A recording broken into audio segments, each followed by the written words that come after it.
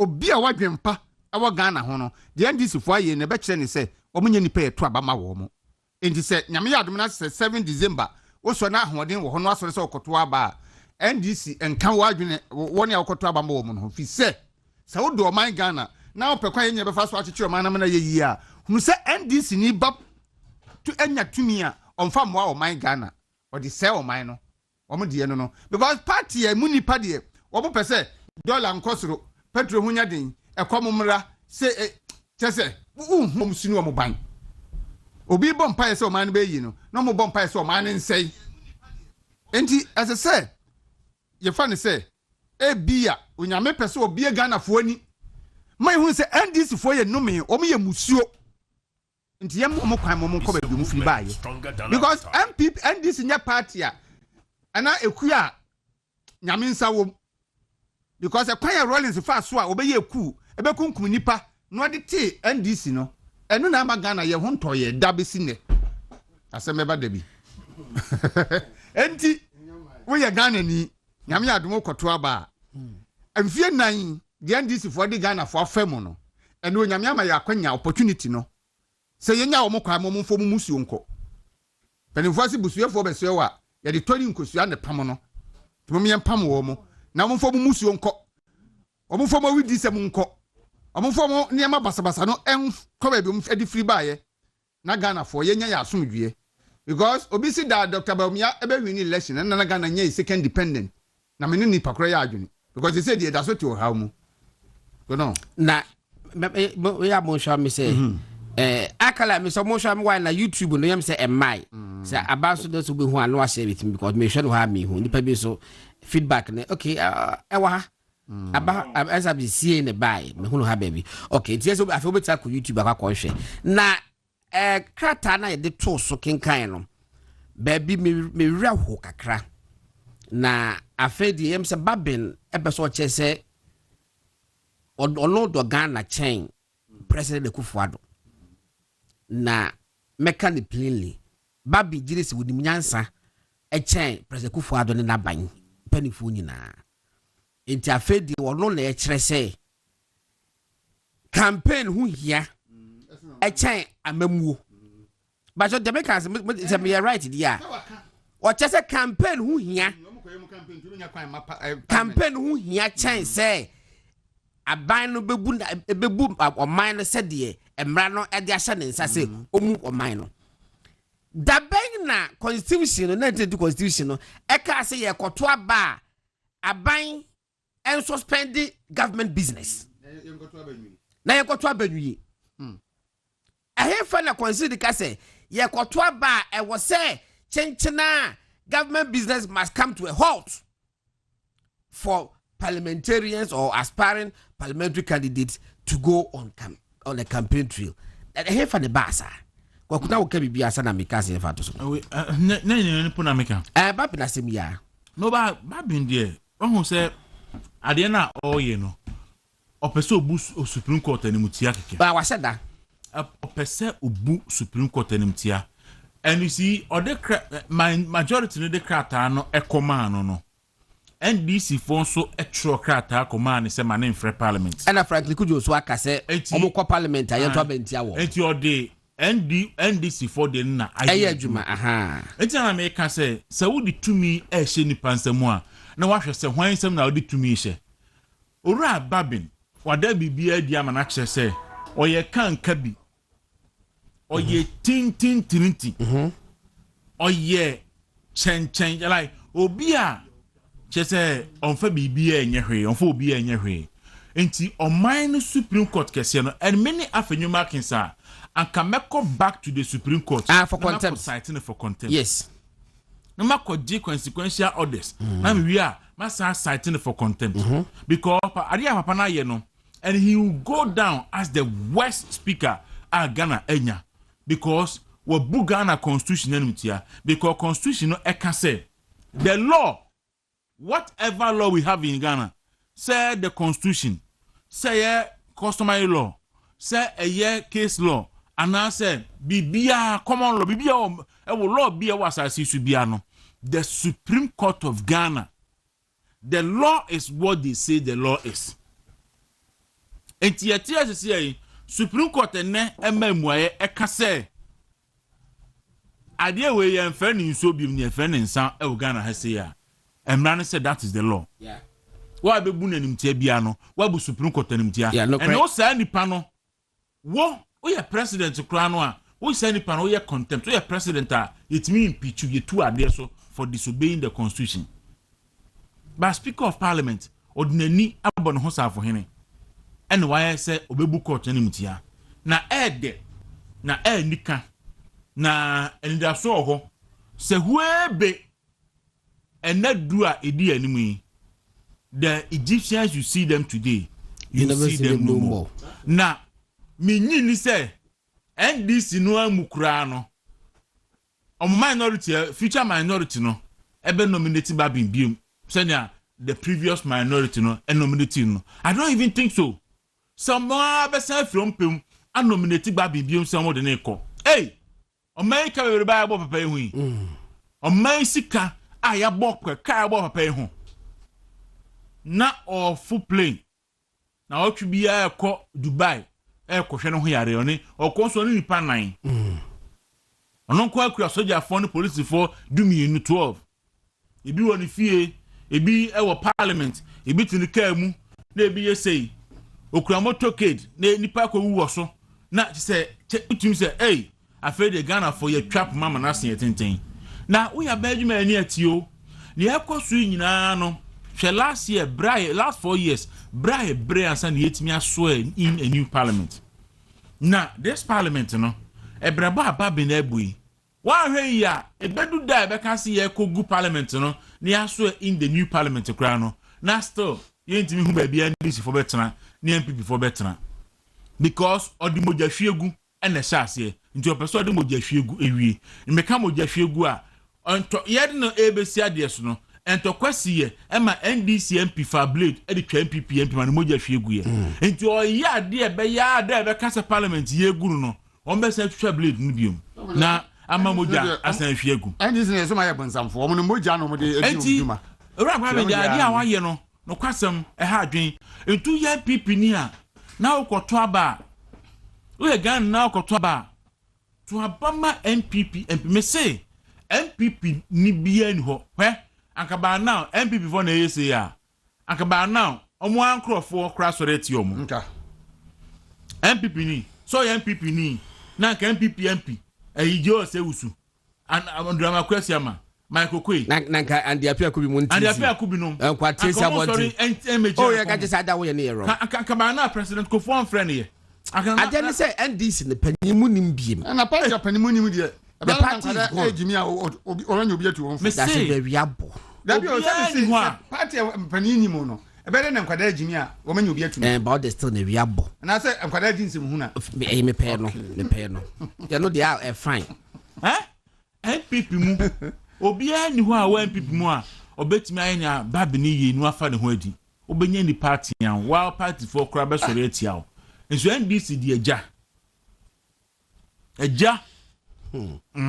maybe all right any bisoting say we etiawa ayi pabobo onwum bi o se abasa ena yewura amachi dede nso bo onwum bi bebrebe na party bi ha oyem de o se nyame ama osafo hene na opre hu kofa ahinchesha obi anso da sansem wo mi no abasa no the odi gbabin kosi ho no ekoma no ena amachi dede die no nso ekoma ono ankasa se ono an first speaker of Timko parliament a odi ahincheche niti parliament ho no nka chieftaincy ministry ho ana ho ka chieftaincy ministry na senior de tie nie on se mo ota aka brofu bi se obi bi friend inferiority complex ana won kanda yes so wakada mekada na on se na wonim se obedi speaker wona brabom enti se da no mo hwe ya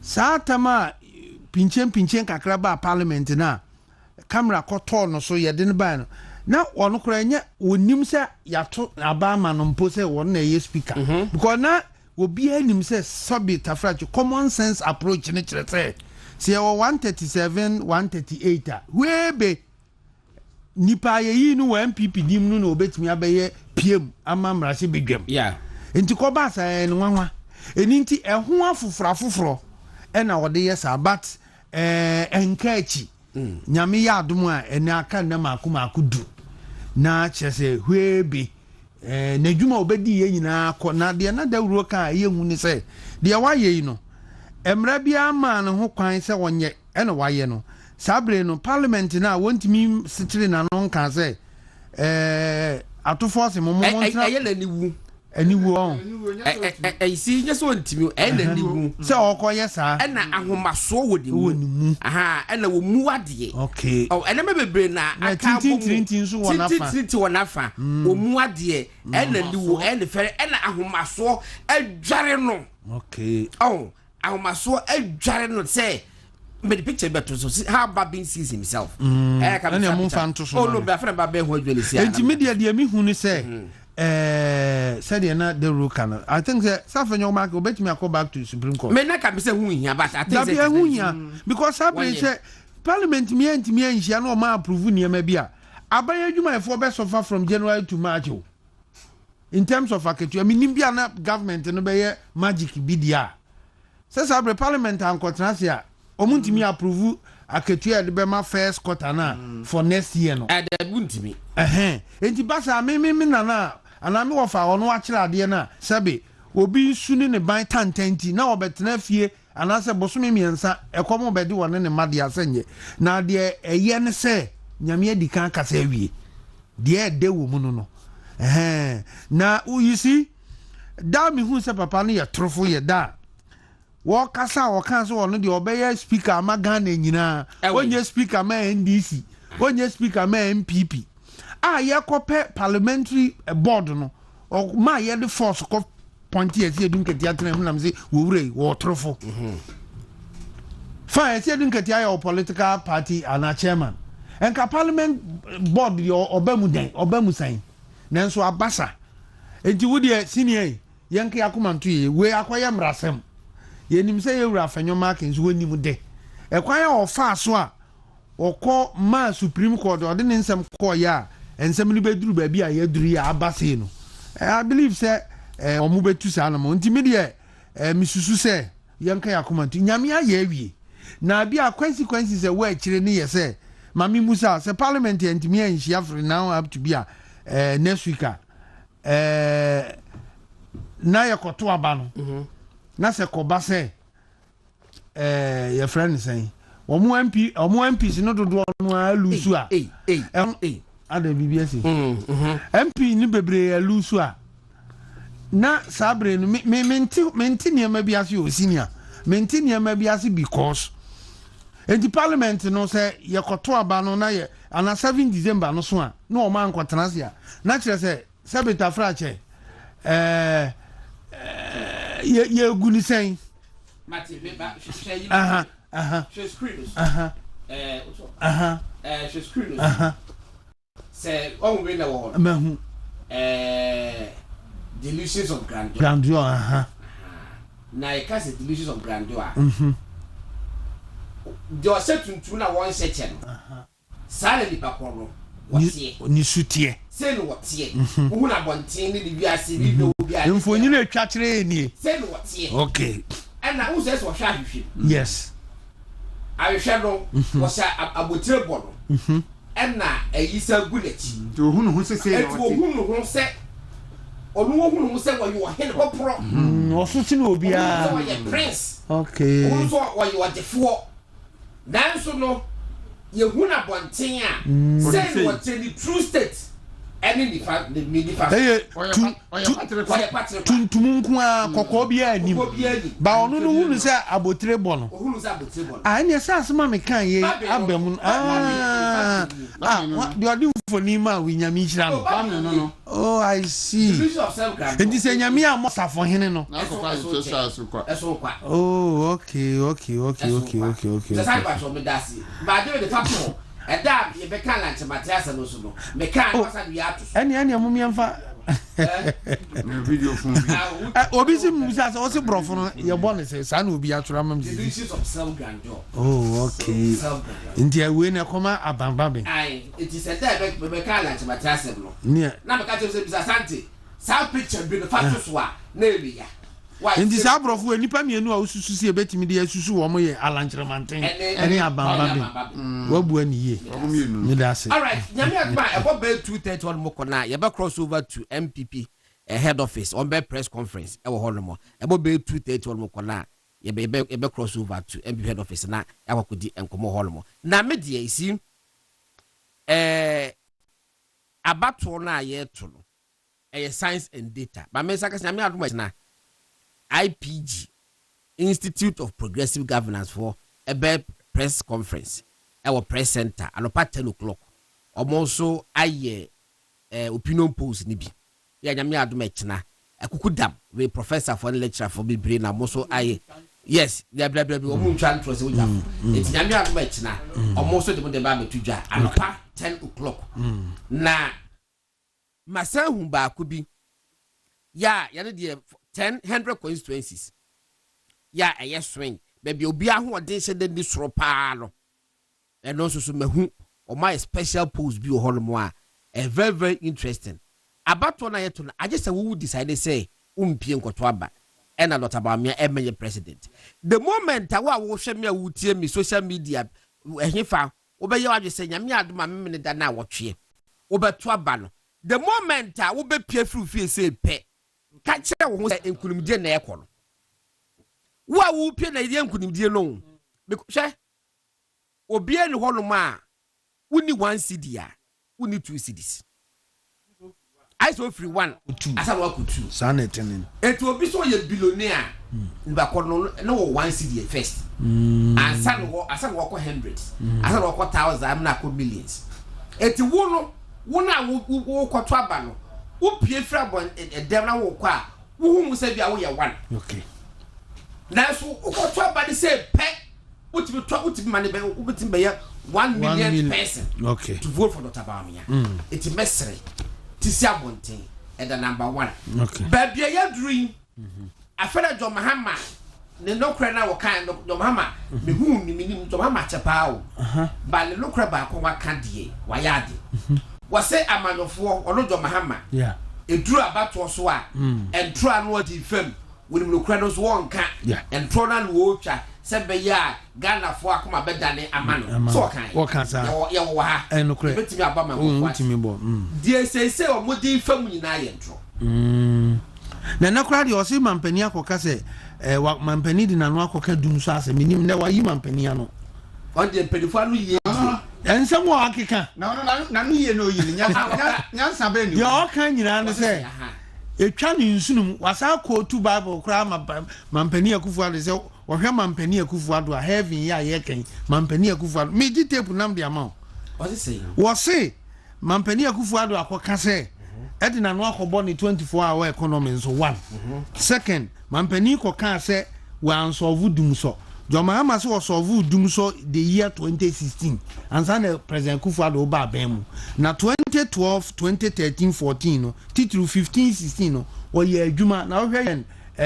generation capacity na o se ye free mampani Rollins obo ni din mampani Kufuor e na yewura Mills e penso na sa na wo ha no wo ho enti wono no na ne penso no e da edima Ghanafo enyina ehu ye na niema a wo hihye gu na kwamu no esovu dum so enti won tiase se yewura Kufuor ado akogina santimamu kafe dum so no John Mahama anye ho hwe na osusu se mampani Kufuor ado heaven party anhwa no anko bi tu akan na mampani Kufuor ado anka se the issue no is not to was issue no is not about say okona dum so ho na dum so ni ho na Kufuor ado say for 4 good years want me answer kania amayen enokre etube na 24 hours enya say me ko na kania ho na kania ni ho is it true say if 2012 e be 2016 na dum so ho every holiday bi one can say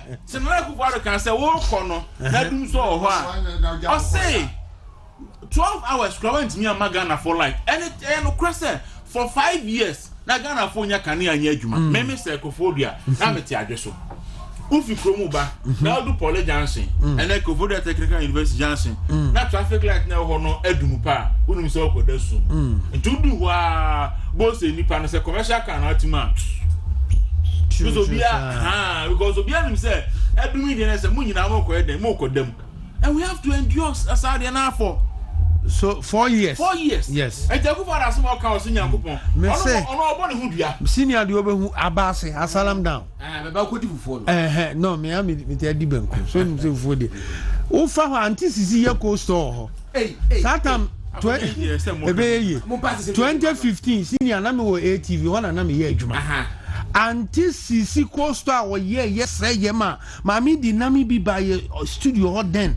Ebe su good o Mahama su tro se yanhwe de ni coastal na de onu kan se eye na bufu ye ne sabe kan se ade na mampani ebe kan sa se onu akoda so no 24 hour economy ho daye no obe kan se wontimi nya because wa me ya na 24 hour economy no de nsuo na eye yadin kania na ye anan kania wan tuma me ye 12 hours and even bambokra mama ya kania 12 hours no ebe no me ye kania 24 hours me dia ba se asiedun katia nso kire mu se wo ye adwuma anajo a ena nkania ne ba fo bi ni so medum kania wia no ma so na anajo edudum na wia na so na anajo enye 24 hours bio enye 12 hours anajo no ana ade ma ye wo mo ankasa no yesi die oye fundaka anya ne fe de okoto ye anya ne fe na de okodem ne be ne fe dabi Mahama no de 24 hours by ntimi nchechiri ne nkrofo mo ka ho se nkatia ne woni aka no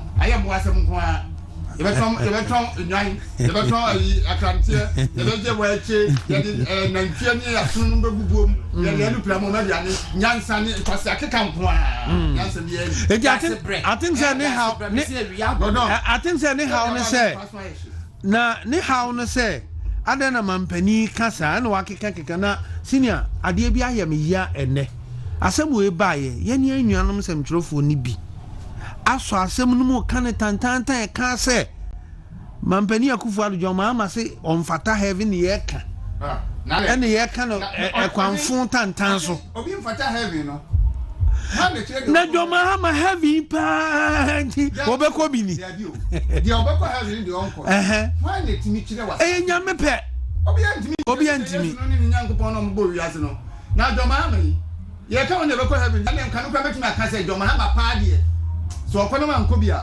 anka mesi nyankopon jo Mahama isi bia obewu osesa woja ma asem ni nsano ni nsani mani ma no na wanya ni ma asem na dwa ma bebrebe ofa na wie de unsem ni mo edisi ni amane bo ni tiawa ne se o se ye ne yase mampani akoka se nti ono so abeyi mampani ano na mpacho mamu muso ade abato ni Ashanti region kwa na yebeto na so ndi zuko nyina gogo omagu ada ndi na asie omagogu ho na Ashanti region Ashanti fo no so akire wo mo se wo bi ni nyansa wo ma kire wo mo se wo mu ni nyansa pa because se wo mutua radio stations no ka wo mutua radio stations ne ka se wo mu koya adwuma mo ene nyame adom wo mu koya adwuma na no mu bie wo bie kwa tumu se afo mekasa na wo mabusa wo mu question afo mo ho yire wo mo ma me ba ko ka kira kwa na o ti won se wo ye host no am say digitization no nti ase na se wonim me amtia me de me hunu so mfaso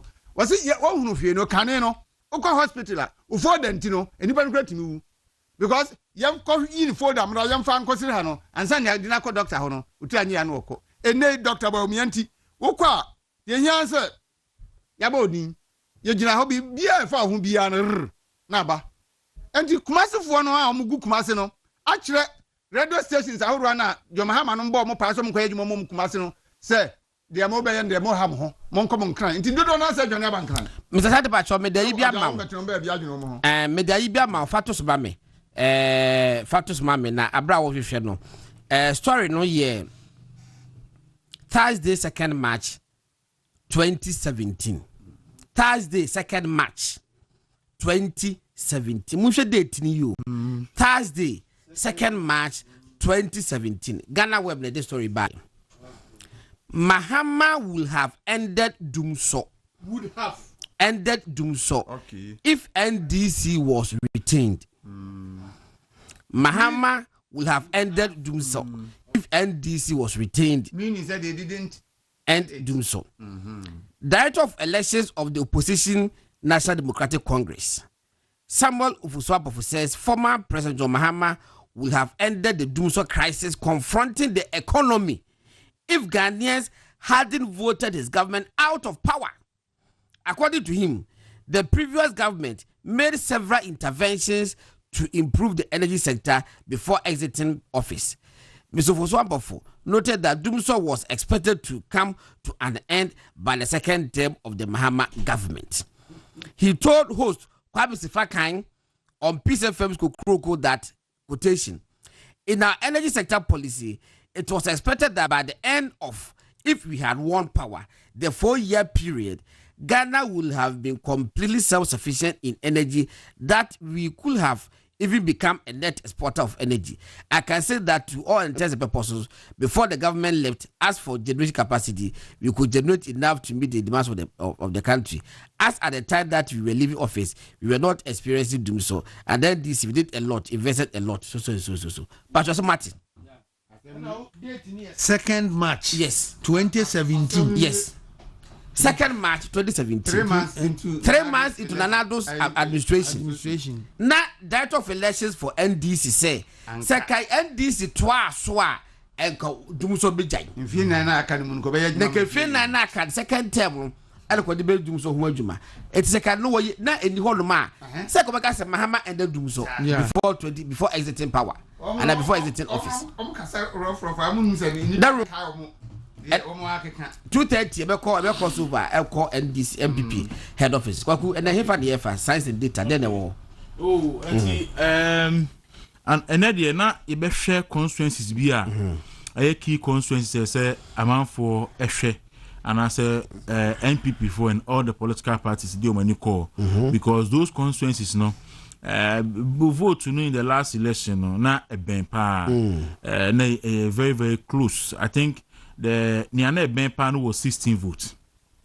The 16 vote difference between the two parties. And Niana moved 496 votes. Into those constituencies with little hard work biano. Obi betimi aflepe sa constituency na constituencies no do draw no no so sa kakra bi nti se asante be wi a o me hwe se sa constituencies no constituencies ben nti be hu se ho enyi okay nti wo hwe votes constituencies and Kofo and winning with huge margin. It's about 15 constituencies. What they will go through now? 15 constituencies we know. Percent near what vote difference no 100 percentages no so e wo ho sa no. Nti wo hwe mu a baby say Sene West e wo Bono East region. So Sene West no Kwame Chumesi Ampofo and winning for NDC and Joseph Mackay Kuma for NPP. So the difference when you are 13,116 votes, you have 49.67%, and NPP you 13,100 into no 49.61%. So difference there is 6 votes. I see. 16 votes. 16 votes. When NDC in the win here. So the 16 pen the winning NPP into that situation we be flip na netting. And yet then the second constituency Pusiga constituency in the Upper East region. So offer Pusiga constituency now Ladi Ayi Ayamba of the NDC winning with 14,929 votes. It's now 42.31%. And NPP Abdul Karim Zani onya 14,866 votes. Jama 42.13%. And the vote difference are a woman saying 63. In the NDC, so a winning our constituency with 63 votes. And also so at the Ecoye. If you are now watch the almighty Sefiu also. The Sefiu also vote so Dr. Kwekwe Free. Enya 29,019 votes. Jama 45.1%. And Evans Paul Edu of the NDC nya 28,905 47 votes. Ejinama 44.99%. So vote difference, na 72. But I can tell you, sir, Juma Katetie Buma Nkoma Bano, aye ni se hwi oso no. Sa difference of 72 no. Emu betimi atwe in the next this election. E dey akọ bebre because Festus Buma Nkama waye Juma pa. Na se hwi oso no. Enipa mi no ma contest. What is a bear for the past 16 years? They don't mean the contest. Back for NP, back for NDC. Paul Evans Poedu no. Any Dr. Kwekwe for the past 16 years. Dr. Afri na Babi ndi na some call so. I won't what there no na be kwa. I will not some call so. Na Dr. Kwekwe Dr. Kwekwe any Paul Evans do. Or my contest to hold them sa. There obi to be what the NDC indu who catch yourself by him do ala. Dina beating oh where you say why he need do. You say why he need do abrante oyi obi crash papa bi. Na ehọ no omumienu no omu ye popular ho dada. Okay. The time bia no ba ko ntimi beat no yanko kese. Okay. Na outgoing member of parliament for the area. Dr. Kwekwe Free. Ni nua be mane ayo Free. Edmondson. Na mebo na baso. Kwaku. Papa de sempotem ho ho. Show maturity. Medical doctor. E na odi ni sika ye adwuma support to party ni sa da bia me kai se bra na me nua kabate ase. Awia kete bibi ni se for health ho abra for time say pe no afre. Wase me wafuo but this is say na say na no credit here no wa chechire musa me penasem and I say no one contest bi ma Buma Nkama ababe winning that say the Buma Nkama so adwuma wo ye wo hono no e ja secretary I'm hoping and praying say we beat NDC no more than 1,000 so now your core banda in the Bono region. Oh, na say Kokonsani no. Kokonsani bebre. Ekono. Enti Banda Ahmed Ibrahim of the NDC nya 8,227 votes. And Jordan Kwa ensunya 8,195. Emo pa he Banda he Ahmed at the 8,000 at the parliament. Ahmed the 8,000 he I look better my Kulugu elusive 50,000 and 50,000 na concern ni and the difference at them no just 82 votes na Jordan Kwano no ono anso mi ni nti a okobia no akwa kolusu ho no afi ba afi yo no understand ko ono a ho no banda ono ko concern ni akwando ni he se ba kunzu pa Ahmed Ibrahim ho no azie dinketi amodi hu koto nkrofo so o ma ye se ho na ko yete se Ghana border ne ayi agriko enti no omutimi ye ba this time ebesa ensesa be na apparent say so obi ko election ye se obi discan be win a ko pescan be e want me pescan be the end sign so obi se ko fa matwofo na oni se matwofo na wa win election be a asa won ko fa matwofo ni bi enti Jordan Kwa afi onyere ho because 82 votes there oyire ne ho a obetimi awini then wo fi ho no mo a na wa ba Savlugu constituency in the northern region Abdullahi Jacob Idris 19,577 Ijama 50.13% and na MPP ni no efano Mohammed Abdul Samed Gum ono so enya 19,478 Ijama 49.87%. So difference of also 99 votes. Do shepa no be the 99 pa ho 60 pa ho na o de ko. Afi takwanso ayemu enso so eye constituency of Western region. One of the constituencies and NDC for any abre ho pa. Pen saying Mekuduka. Takwanso ayemu. Nti Mekuduka wini takwanso ayemu na onya 31,946 Ijama 48.43% and John Justice Aban of NDC nya 31,845 into Ijama 48.28%. Okay, eholo takwanhwe mu no entokwa bai or the 101 penny BT 101 votes entokwa bai ema MPP ni obaba ko eko independent okay na ayi awunyan na nyasem ketwa ena na galamsey nsensem no so ewo ho ba se galamsey nsensem ko bo na se na nka bo mu ho no ama nka ye friend say mekuduka ekubedi atitim when this time round yes say tokwa no amabi it is expected say mekuduka will go home with victory with wider margin. Okay. So Professor Masapon one of the constituencies of Kan Wasem Setre Afran Place. And Setre Afran Place in the Ashanti region. And also Alessa Moa Comensa we with 8,079 and Joseph Jenfi also of the MPP in 7,923 into a 50.49 and away 49.51 difference in a 156 votes. Nti afi so no akom na eko Setre Afran Place akom betimi aflepe sa city no to the NPP abra asebu kwa mankese in the central region.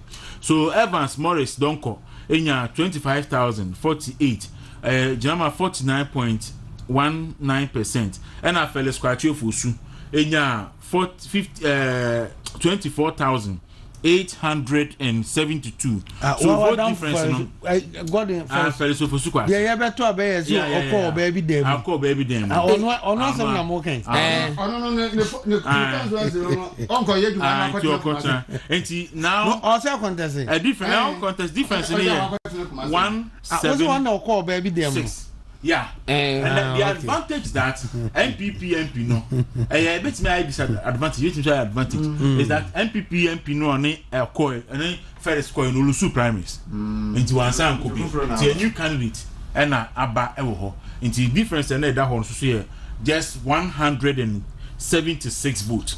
Then if you know ma obeko Ablikuma Central Greater Accra region. So Ablikuma Central no Abdul I say a friend no Abdul tough done. I know say me body. Say Accra on the Jefferson Saki near contest. Otonya 47,040 votes. Jama 49.70%. And Ebenezer Gilbert ni na te and sunya 46,836. Jama 49.48%. It's 49.70% and 49.48%. Vote difference in 204. So Osha enthusiasm na aba constituency na there's a flip seat no information is takwa so ayi mu no yes o banda so independent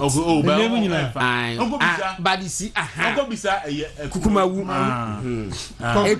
influencer no world 2020 no call from kra but still no ye besre MPP for homodo party no dia mahu esemhunu a babe edi o parliament monhwe so na monto abane kese e ma mrekuduka na wo win seat no kwaku pato to aso enti wo hwe ho no mo a Ablikuma Central no de utumi se numbers no fi esua enti betumi aka se ya flip seat no for Jefferson Saki yes the seat no be ko e na Dr. Bawumia ko enura no aboso kan enti ayensu ano in the eastern region.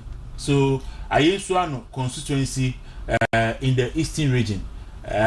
Mo ayensu ano ha ayensu no 241 241 wow and 47 so ayensu ano Teddy Addy of the NDC 19,211 and we 47.31% and I pay Samuel and so 18,970 46.71%. So vote difference in 241.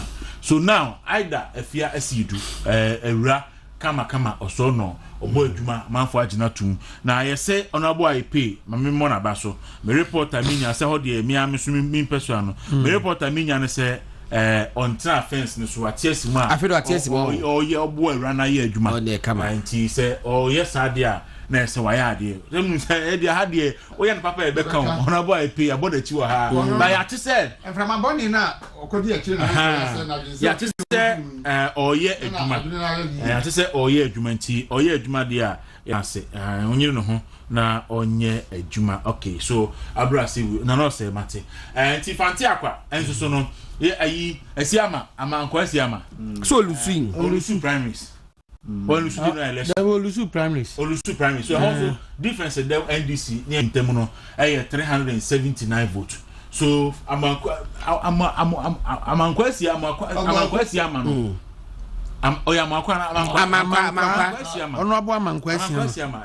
city na city bia NDC for target begro na edu baby no Abbas DC is bad omo nyina baaye eno edu baby kra NDC for regional youth organizer ye fe no ayi Haruna Oredu Apew ono so aso no na ejina ho afi ono so ekoye ba ma ya so afi kwa me kodua ayi regional former organizer that go contest on the contest wo our winning primaries on the winning primaries. Oh, good. Amakwasi ama odi dokunu pepsi no betu atu sa hwe what a friend kambu no kambu ya propaganda tia no radio so no no boys on ni microphone to bet ba go so no mu di dokunu ba bi obi adi dokunu no ano no so di bia we don wutimi ba ne nchen ni obi adi nkomo so ama constituency so vote difference no 414 votes. And also that MPP ni NDC in terms so MPP bet me a flip sa constituency no o ko ba bi tse bindiri so MPP e win here difference the MPP ni NDC in terms so just about 445 votes and 454 votes sorry and at 30 mile south the almighty 30 mile south and so no 477 votes so 50.2 and 49.8. So that's the difference. And Kratchi West. No, yeah, winner no. And second, don't tem independent so Kratchi West and so difference don't terminal 496. Kratchi West. That's your constituency. Yo, see a shame na adia ba ko pe eya ye former chairman wa broso owo aha it in the constituency no constituency a flippable inti eno so no MPP for yero mo ho a okay so Haruna ene so okobegro no into one Kwame Apia Kodua we are former deputy regional organizer for deputy youth organizer for NDC and we former regional organizer for MPP and omodi kobani ofanti apama for Kwame Kodua and Haruna Pawiredu okonu dua be north and we enu dwan ko she begro into I say afi obo oyeden a obesan isa oyeden obesan so Kwame Apia Kodua watena ko ha che odinadmo coordinator wo oh yeah NDC for by me so mo transfer no ko paga.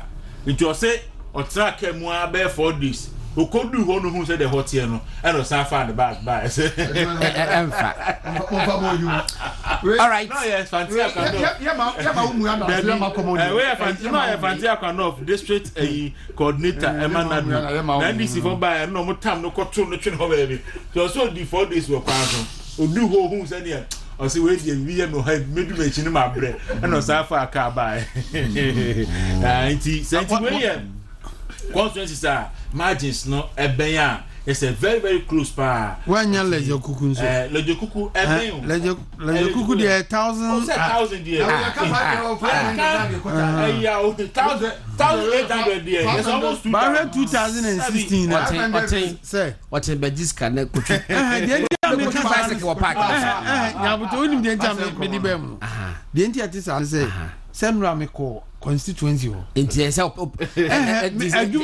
opɛ kwan biara de na de be wo dabi we nya kwan biara we dey atene say dabi we dey kwan bɔne so kwa na wo fa because we po wa wo say first I was charitable say wo fa kwan bi so but wo resist guys say kwan bɔne so na wo fa last you know kwa no because me every 500 ho na enti na ka me ba ho no na we dey thousands dey enti am e kire mu no say wo hwe 2016 na aba yewura okoboy edinya ye anyway na mpese me kire say we no e wo nanim to oyire no ho kakra bia obetimi ade aye eye comprehensive analysis yes it is also person wo kire say e bia do bi enya 2000 and 2016 yes and 2020 difference no yeah wo be person aye no maye ho na nka me ye no dem say wo ya enye ko boy nko me ye bo for na NDC ni Senior charging what 5. On said the attendant me call one constituency no ma hwe me that bay.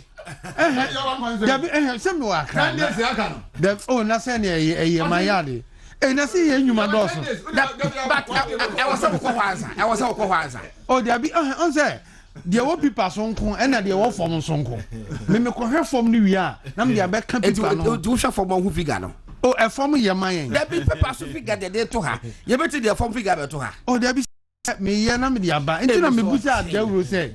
So where most of constituency would they just take judicial notice of the Macan and one. So I was for a higher radio 95.9. What's I share with movement television? So if I'm going to Asare-Bediako program reading the movement election lens. Now lens now the BB and the dia to baby brave. There will be what's the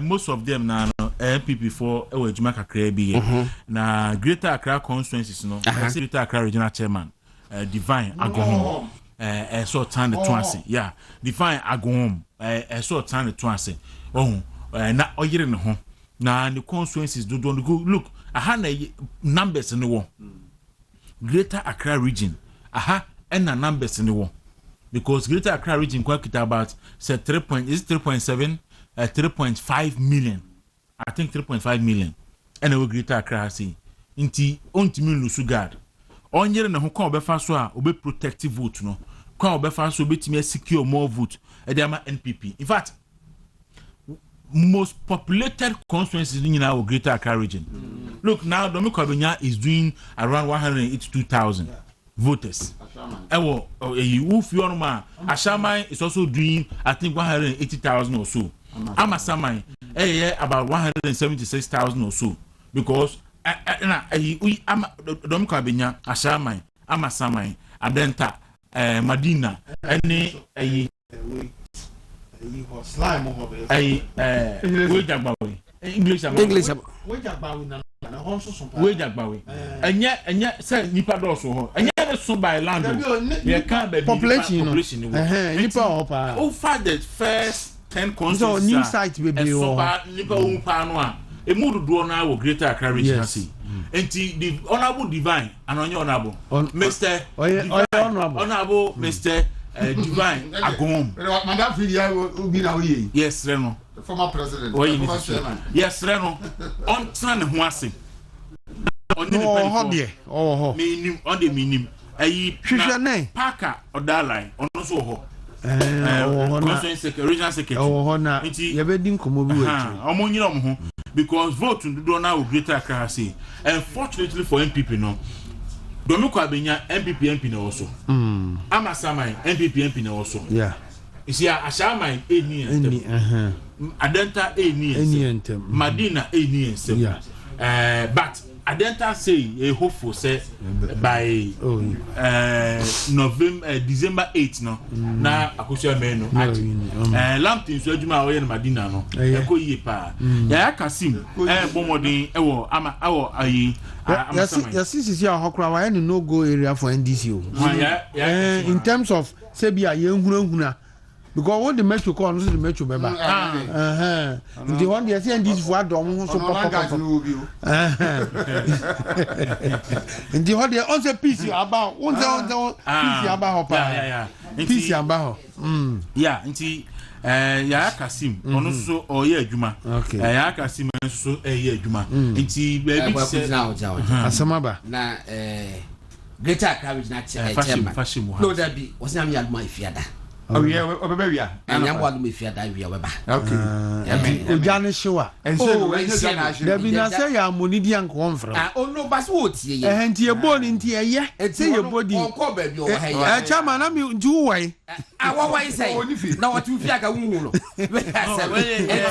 nyame aduma ifiada chairman agoho to say nya ni dimbo na o ka se mo nya budi o be twa ke do pa aka o say nyame aduma ifiada o so be ba na gwa be tse adwuma o mo ye Greater Accra with the regional party executives and national party executives and the strategy o kai say 2020 no what had been a tripod it's a measure tripod and that's a tripod na say ba ko because obetra konya of atisu share me bonam tia say 7 seat no this time the be man 2024 okay. Yes, sir. Only no.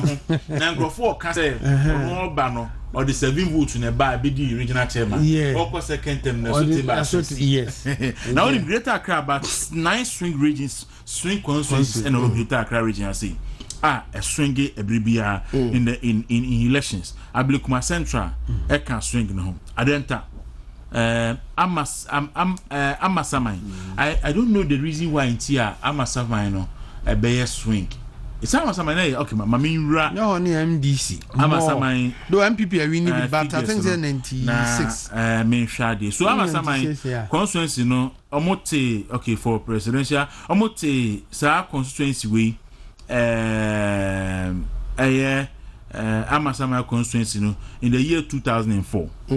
So the year 2004 no offer presidential and dia obetimi obeka say bia kakra but mame nkwohwe parliamentary no so enhwade so offer presidential no a ewo Amasamai constituency a MPP ne win 2004 NDC e win ni aka nyina so offer parliamentary no so a 2004 it's a movement. Amasamai 2004 my friend one I think say lie NDC and MPP NDC one lie no so or a Langard ni bia lie ni dimbi Langard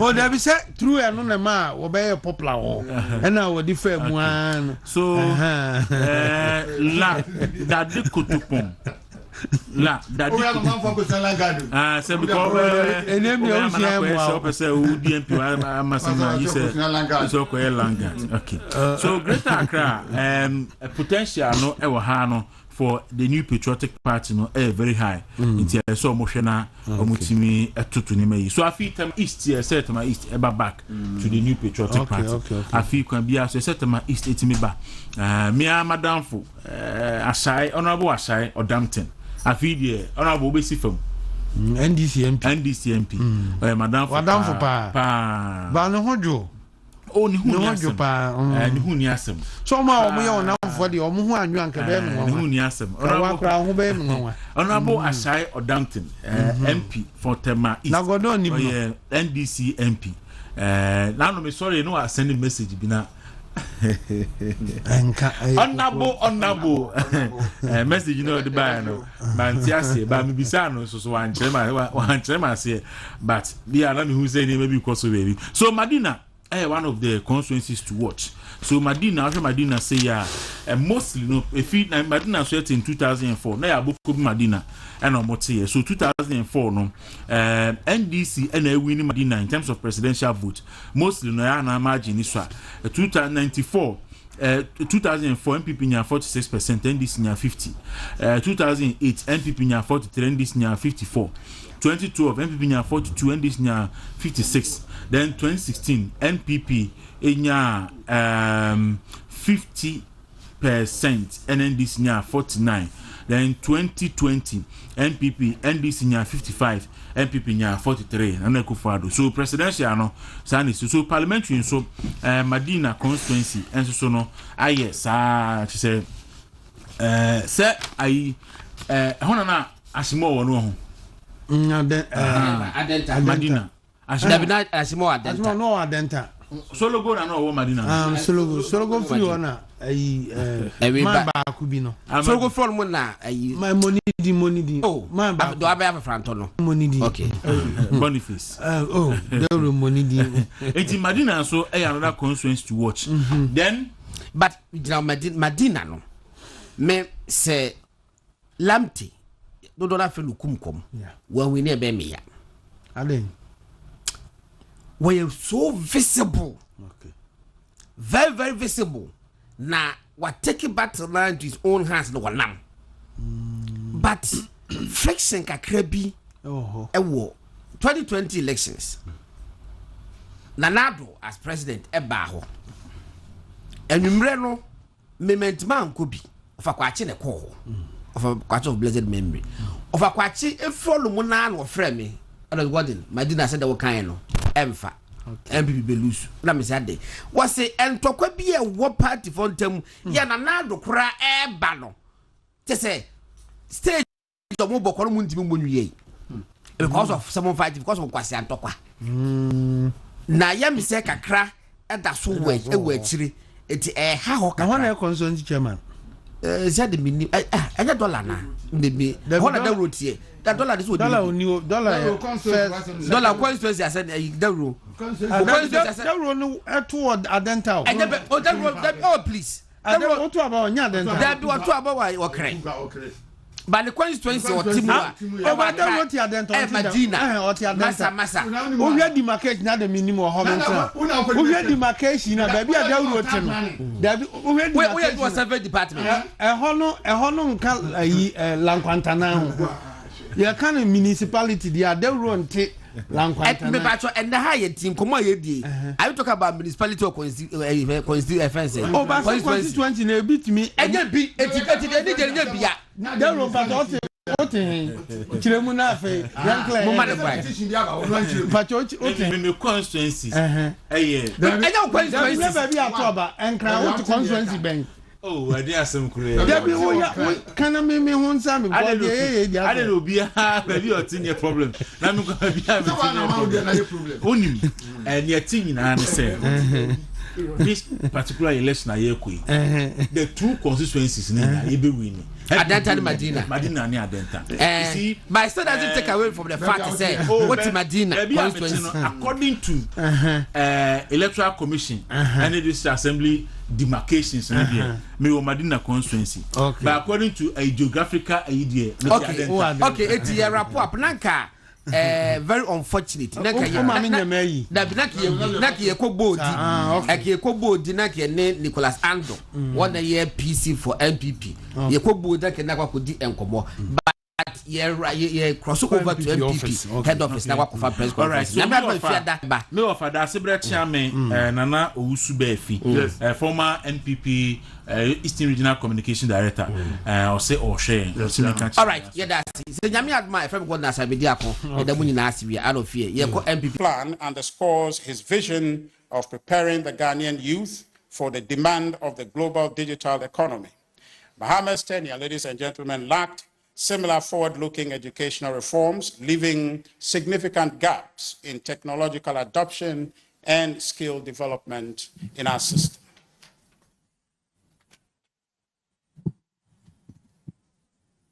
Entrepreneurship training.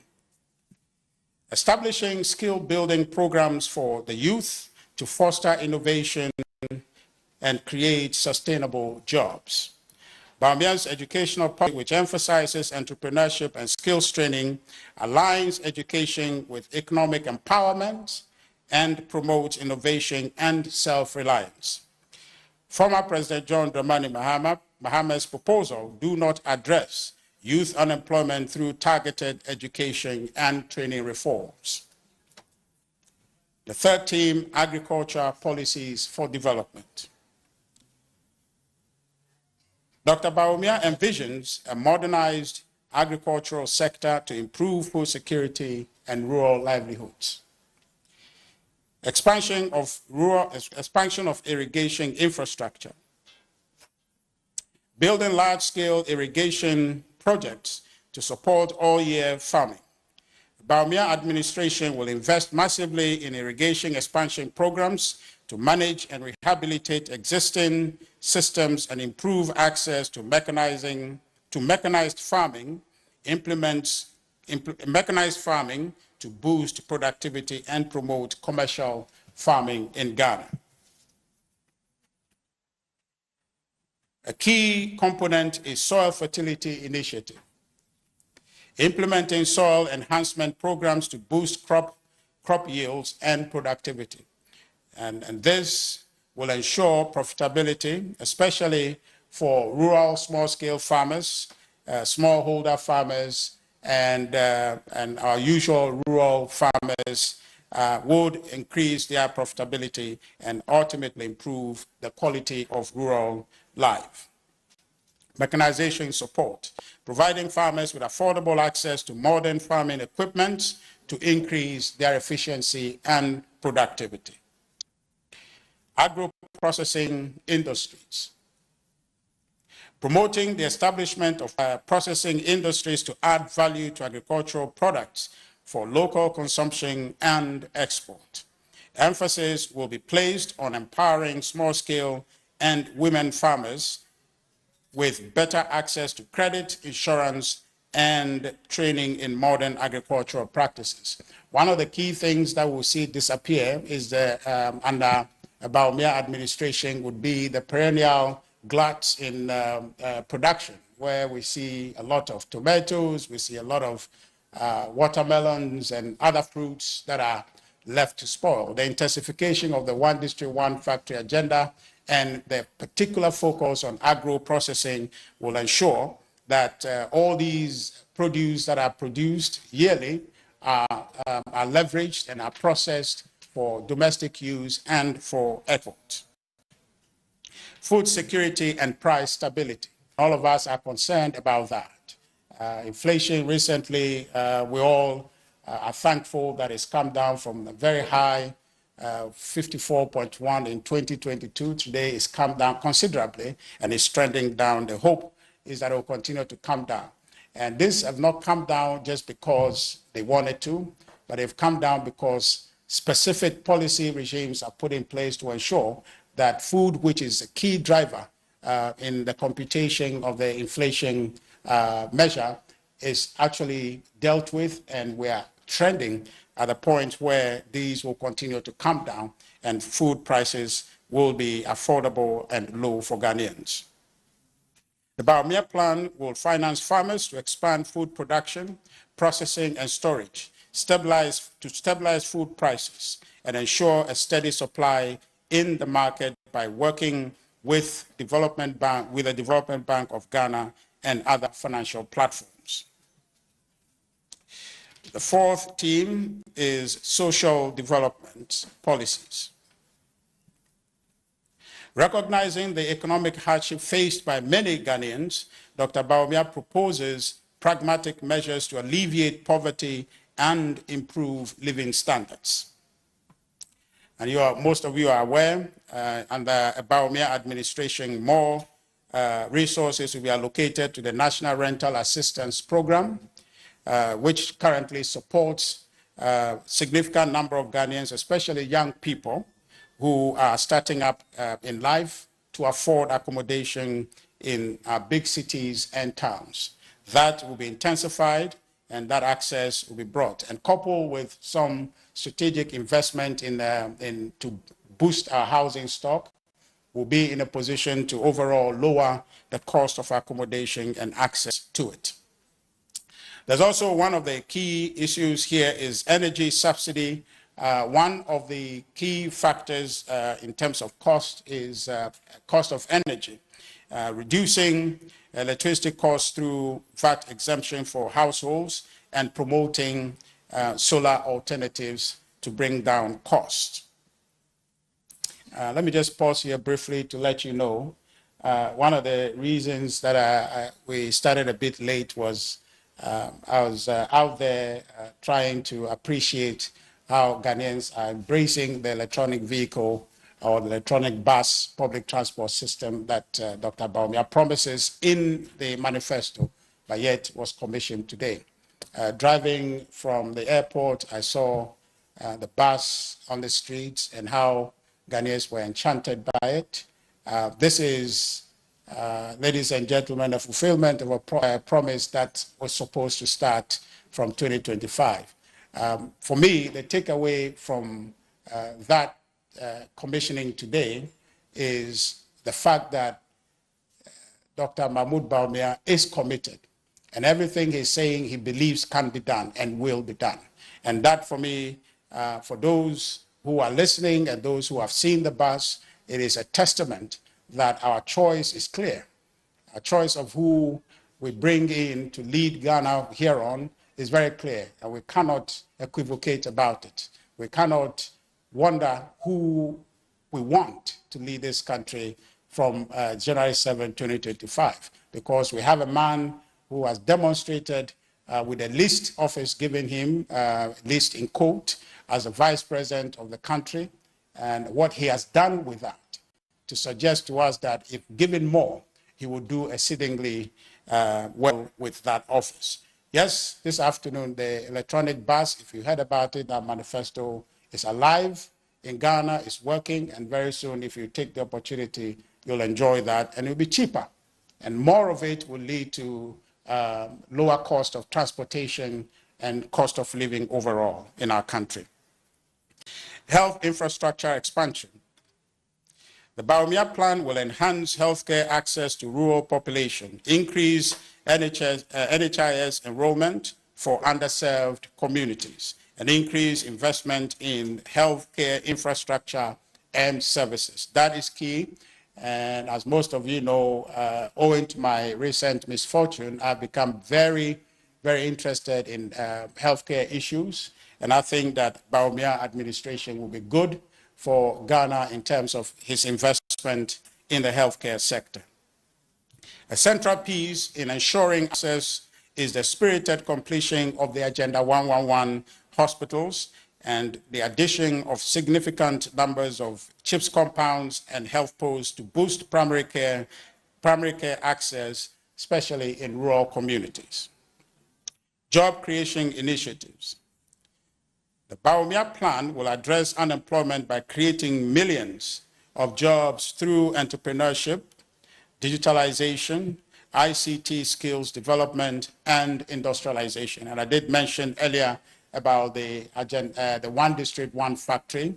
And also, those of you who are familiar with our manifesto, we've talked about it here at the previous press conference about the plan to create 1 million jobs in the IT space, which by and large will position Ghanaian youth globally to be able to access IT jobs right here in Ghana without necessarily having to move.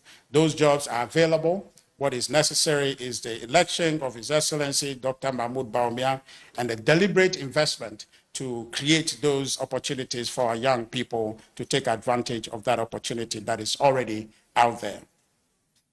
Enhance social interventions. The Bawumia plan is committed to expanding the free SHS, as I indicated earlier, and livelihood empowerment against poverty to cover more vulnerable groups. And you know, I stand to be corrected on numbers, but since we came to office, we have expanded the LEAP program almost by 100% in terms of the payout and in terms of the numbers. And His Excellency Dr. Mahmoud Bawumia is committing to intensify that, not only in terms of the payout, but expanding the groups that should benefit from that program. But all in all, an understanding that the government must be there for its citizens, and Dr. Bawumia is committed to doing that for our country and our people. This initiative will include targeted support for women, children, and persons with disabilities. Gender empowerment. The Bawumia administration is committed or will be committed to gender equality, including promoting women in leadership and supporting female entrepreneurs through tailored financial and technical assistance programs. Expanded access to healthcare system. Dr. Bawumia's vision for Ghana's healthcare sector is to build an inclusive, technology-driven system that ensures equitable access to quality healthcare services for citizens, for Ghanaian citizens. His health policy will address the sector's long-standing challenges, such as inadequate infrastructure, staffing shortages, compensation, motivation for higher specialization, job satisfaction, and outcomes for patients. Dr. Mahmoud Bawumia's plan will significantly improve Ghana's healthcare infrastructure, access, and delivery. The cornerstone of the plan, again, as I mentioned this earlier, is the Agenda 111, the unprecedented investment in health infrastructure this country has ever seen since independence. It would continue that investment and ensure that the health infrastructure base of our country is sound and solid to take care of our growing healthcare needs in the country, and perhaps sets up as a hub for medical tourism in the sub-region. The plan will add, just for your information, and I'm sure you know this, the Agenda 111 plan will add 101 district hospitals and 6 regional hospitals in the newly created regions. When completed, they will provide high-quality healthcare at the district level to ease the pressure on tertiary hospitals like the Konfanoches and the Kolebu teaching hospitals, among others. And those of you who are conversant with these hospitals, the big hospitals, they have the pressure coming to them because most of the primary level hospitals are mostly not able to absorb that. But if you have a situation where we have all these 101 district hospitals come stream, it would completely alleviate that burden on these big or tertiary hospitals to ensure that they focus on their teaching and research mandates. Modernization of existing facilities. Regional and district hospitals will be renovated and upgraded to provide state-of-the-art equipment and facilities for specialized care. The centralized electronic medical record system will be expanded to ease data management challenges and facilitate patient care and referral management. Establishment of new hospitals. The Bawumia plan will intensify the building of new hospitals, new health facilities to underserved communities. And I mentioned this earlier, mainly in rural areas, to reduce the travel time and cost associated with accessing healthcare outside their immediate environment. It will also deepen the provision of free maternal health care, child immunization, and nutritional support for pregnant women and infants. The provision of specialized centers of excellence. To reduce dependence on foreign medical treatment, the Bawumia administration will invest in specialized centers for advanced care, including cardiology, oncology, and nephrology. Focus on primary health care. Strengthening primary health care facilities to handle basic medical needs, thus reducing the burden on tertiary hospitals, just I just mentioned some of them, Konfanoches, Kolebu, and some of the regional teaching hospitals. This will deepen, this effort will ensure the deepening of digitization of the National Health Insurance Scheme to enhance access, eliminate fraud, and ensure timely reimbursement of service providers. Training and retention of health workers. Increasing investment in training programs for doctors, nurses, and allied health professionals. This initiative will offer scholarships and incentives to encourage specialization in high-demand fields and ensuring equitable distribution of healthcare workers across the country, particularly in rural and deprived areas. So the use of incentive and enhancing job satisfaction for medical professionals will be escalated and ensure that the environment is conducive and that they can stay and serve their communities for the overall health of our economy and our countrymen. Improve working conditions. To reduce brain drain, retain doctors, and achieve job satisfaction, the Bawumia plan will enhance salary and benefits for health professionals, including vehicle tax exemption and improve workplace facilities to boost performance and morale. And I'm sure you are aware of these proposals in our manifesto.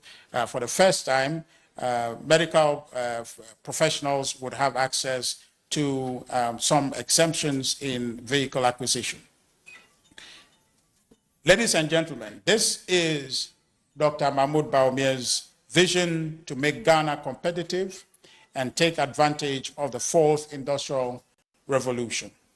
The MPP's call for Ghanaians to vote for Dr. Mahmoud Bawumia as the next president of the Republic is clear in the bold solution summaries that I've just read to you under these 5 themes. We invite you, ladies and gentlemen, and all Ghanaians who are eligible to vote, starting 2nd December 2024, to vote massively for Dr. Mahmoud Bawumia and the MPP's parliamentary candidates across the country, based on the relevance and the workability of these policies that I just read to you. And I invite you also to take advantage of the availability of our manifestos online to acquaint yourselves with the details in there and to assess for yourself how practical these are and make the decision based on facts, not on emotion, not on any of the threatening violence that the NDC is putting out there, but on sound ideas that are capable of transforming our economy to make Ghana the best place for us all to live and flourish. So, ladies and gentlemen, compared to the former President John Dramani Mahama, Dr. Mahmoud Bawumia is the best choice for Ghana and should be your best choice when you cast your vote on Monday. And most of you here, I'm sure, will be voting on Monday. Please do that because it's beyond emotion. It is beyond like or dislike. It is a choice that you're making for yourself to be part of a decision that moves Ghana forward rather than regress our lot. And so I invite you as potential voters starting December 2nd, Monday, to consider your own interest, which is what Dr. Bawumia represents, and cast the vote for number 1, for President Dr. Mahmoud Bawumia and the MPP parliamentary candidate, wherever you'll be voting. As I said, compared to the former president, Dr. Mahmoud Bawumia is our best choice for these reasons. 1, Bawumia offers a superior policy solution for Ghana's next chapter. And so if you are voting, you wonder, what is in it for Ghana? What is it that the NDC candidate, His Excellency John Dramani Mahama, saying that is compelling, that is practical, that is workable, that demonstrates from his record that he can actually do the things he's saying? And compared to His Excellency Dr. Mahmoud Bawumia, who I just told you what he has promised to help reduce cost of living in our country in the form of introducing electric buses, he has done. That was commissioned today and it's on the streets. It's not a mirage, it's actually out there, you can see it. Compared to him, I offer to you Dr. Mahmoud Bawumia, who is offering a real, relevant, and practical solution and workable solution, which are actually being delivered as we speak, to consider him for your vote on December 2nd, and on 7th if you are not voting on the 2nd. Dr. Mahmoud Bawumia, again, is a better choice because it provides an ingenious and a workable plan to sustain and build on the economic recovery we're experiencing presently. And if you listen to the NDC, nowadays they've acquired the habit of talking inflation. Now inflation is coming down, and they're talking about depreciation of the currency. We appreciate the difficulties that has brought to us as a people, but it's not for want of better management. It is not because the economy has not been managed well. It is practically because the whole world is hurting. The currencies up and down the globe are struggling. And if we're going to have a candid conversation in our country, it is nothing that this government has done has led to the exchange rate faltering that we have seen recently. But the question I want to ask when you go to vote is, whilst the NDC is capitalizing on this misfortune and this hiccup you ask yourself, what is their plan to reverse it? Assuming that you vote for them, what is in their plan that gives you confidence that they can reverse it? Right here, you have seen how this administration reversed the deterioration that took hold in 2022 and have actually stayed the worsening of the depreciation of the currency by coming up with an ingenious idea that has never been proposed, has never been tried. That is the gold for oil initiative that has succeeded in staying the strength of the city and ensuring that oil prices actually came down in our history. Growing up, when things go up in Ghana, they don't come back down. But we have seen it in our lifetime, how the oil prices have come down. And it was as a result of the currency position and how fast the cedi was depreciating in 2022. But that ingenious solution has reversed it. So as somebody told me, an example, to say that if you are flying anywhere, you want to be sure that the person sitting in the cockpit understand what he's there to do and can actually do it. It is not a question of who you like or who you don't like or who can dramatize issues better, but it is ultimately so that you can have somebody who will get you to your destination. And my argument to you is that the NDC has not provided, they have not, one single evidence in their manifesto to tell you that this is how we are going to strengthen the city. They have not. The balance of it is English, turnover of words to create some impression, but in substantive, practical terms, in measurable terms, they have not offered any solution in that department. But I tell you that leveraging our gold, which is part of Dr. Mahmoud Bawumia's initiative, will help us arrive at that destination where, as a country, our currency will be stabilized and will be stable for long term. Because we have the gold and we'll use the gold to back our cedi, which he has demonstrated, and as president will give every effort to that policy to ensure that it actually takes foothold. Bawumia, again, is good for Ghana and must be your choice on December 7th, or if you're voting early on December 2nd, because he will protect and strengthen the free SHS policy, which by all accounts has been a successful initiative, has been a thoughtful initiative, has been a compassionate initiative, has been a right initiative. Barring whatever implementation challenges it has been one of the major interventions in education in our country, and it is good for our people, and it has facilitated the education of some 5.7 million Ghanaian students. And I think that we should do everything we can in our power on December 2nd and 7th to ensure the preservation of this policy for our own children, for our siblings, our nephews and nieces to participate or benefit from this initiative. Bawumia, again, is a better choice for us, Ghanaians, than the alternative, because Bawumia will expand healthcare access by completing the Agenda 111 projects, equipping and operationalizing them, and ensuring job satisfaction for all healthcare professionals. Bawumia is a better choice for us on December 7th and December 2nd and 7th, because Bawumia will be accountable to Ghanaians because he has 8 years allowable under the 1992 Constitution to be president. Therefore, he will necessarily deliver on these promises, some of which I have read to you, in order to merit your gifting him of a second chance when the time comes. Unlike the alternative, who has only 4 years to go, and later on I'll tell you about his own assessment of having 4 years and what you can do with 4 years.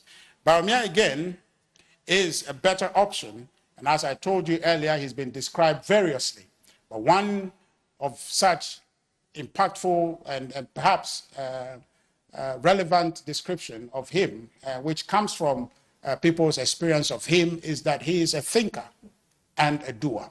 And much of these ideas that we've spoken about, most of them are very new and incisive ideas. Just how we can be able to arrest the depreciation of the city and be able to bring down costs in our country. And it comes up with this Gold for Oil initiative, which has helped in the limited period of time, which has helped to earn Ghana about 2.79 billion in foreign exchange to settle our obligations. That is incisive. And beyond that, I want to just let you know, Ghana, you have heard growing up, and if you go to Obuasi and many of the mining communities, we have been mining in this country for forever. But our own balance of gold, our gold reserve, was just about 9 tons when we started the gold purchase program by the Bank of Ghana. Can you imagine that? A gold mining company, a gold mining country. And all our reserve is 9 tons. About 8.7 tons was what we had to our name. But gold is a prized mineral.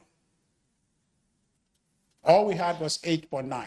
By Dr. Bawumia's innovation and policy idea, we have started the Bank of Ghana Gold Purchase Program. Our reserve has incrementally gone up, and I think that if with time, we'll probably become one of the countries in the sub-region with the highest gold reserve, and that will be good for our economy, that will be good for our currency, and that will be good for our collective prosperity.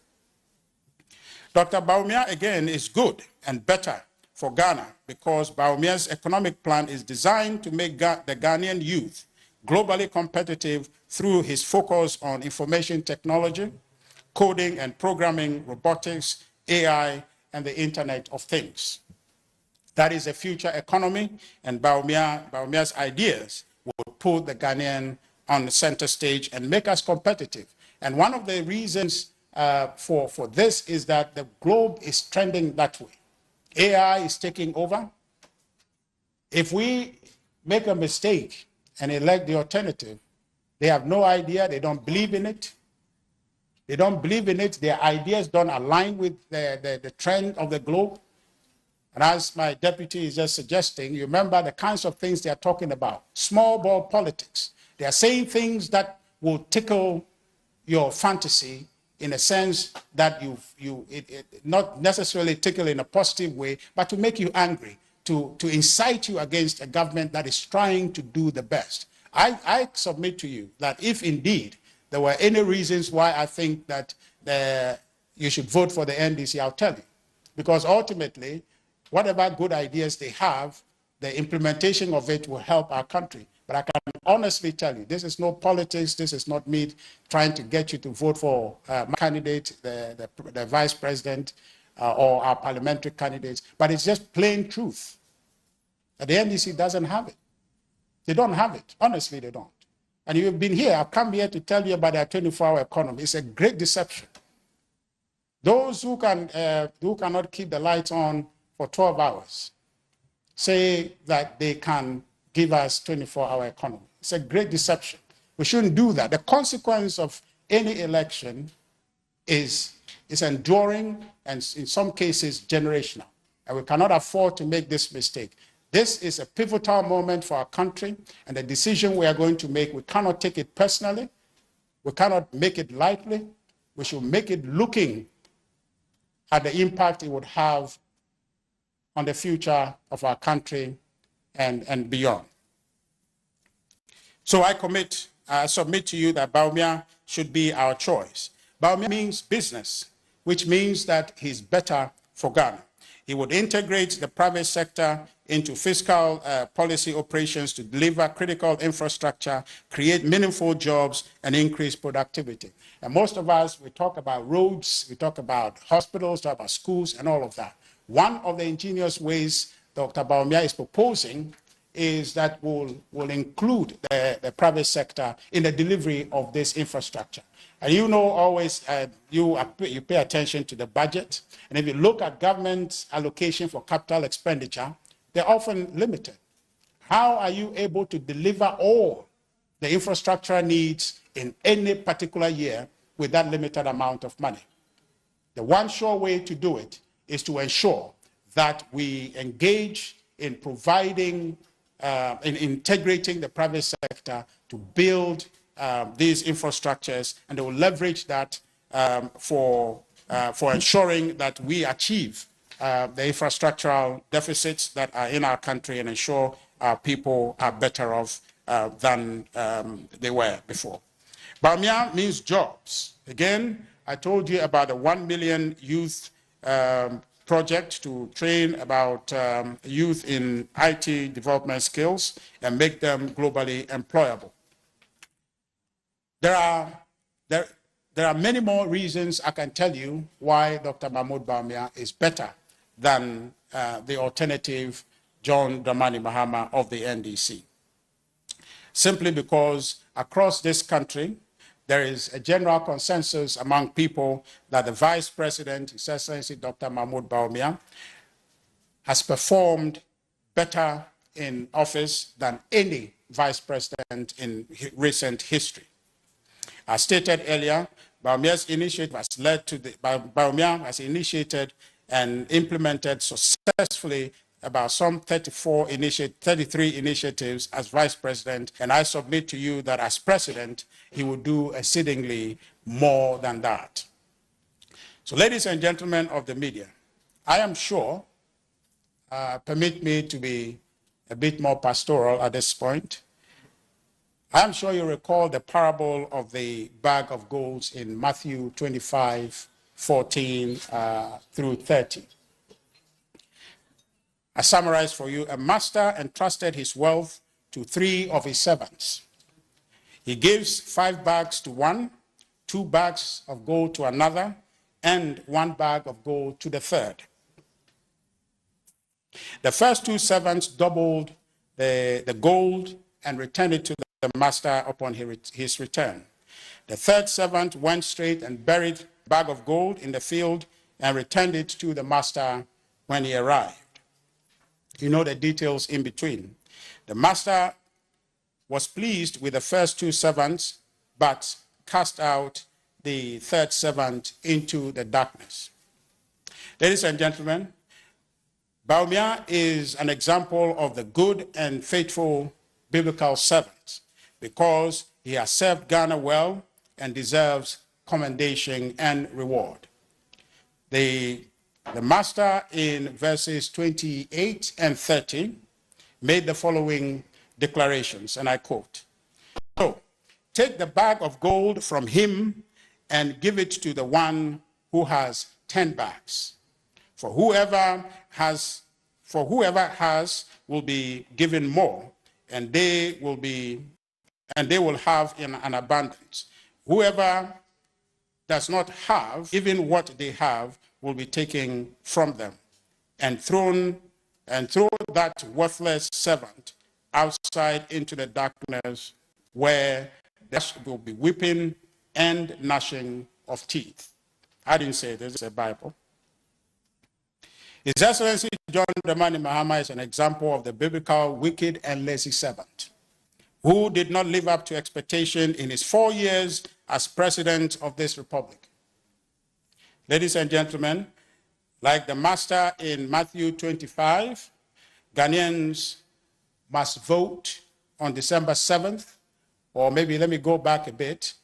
Like the master, we voted in 2016 to cast out John Dramani Mahama because he had not met expectation.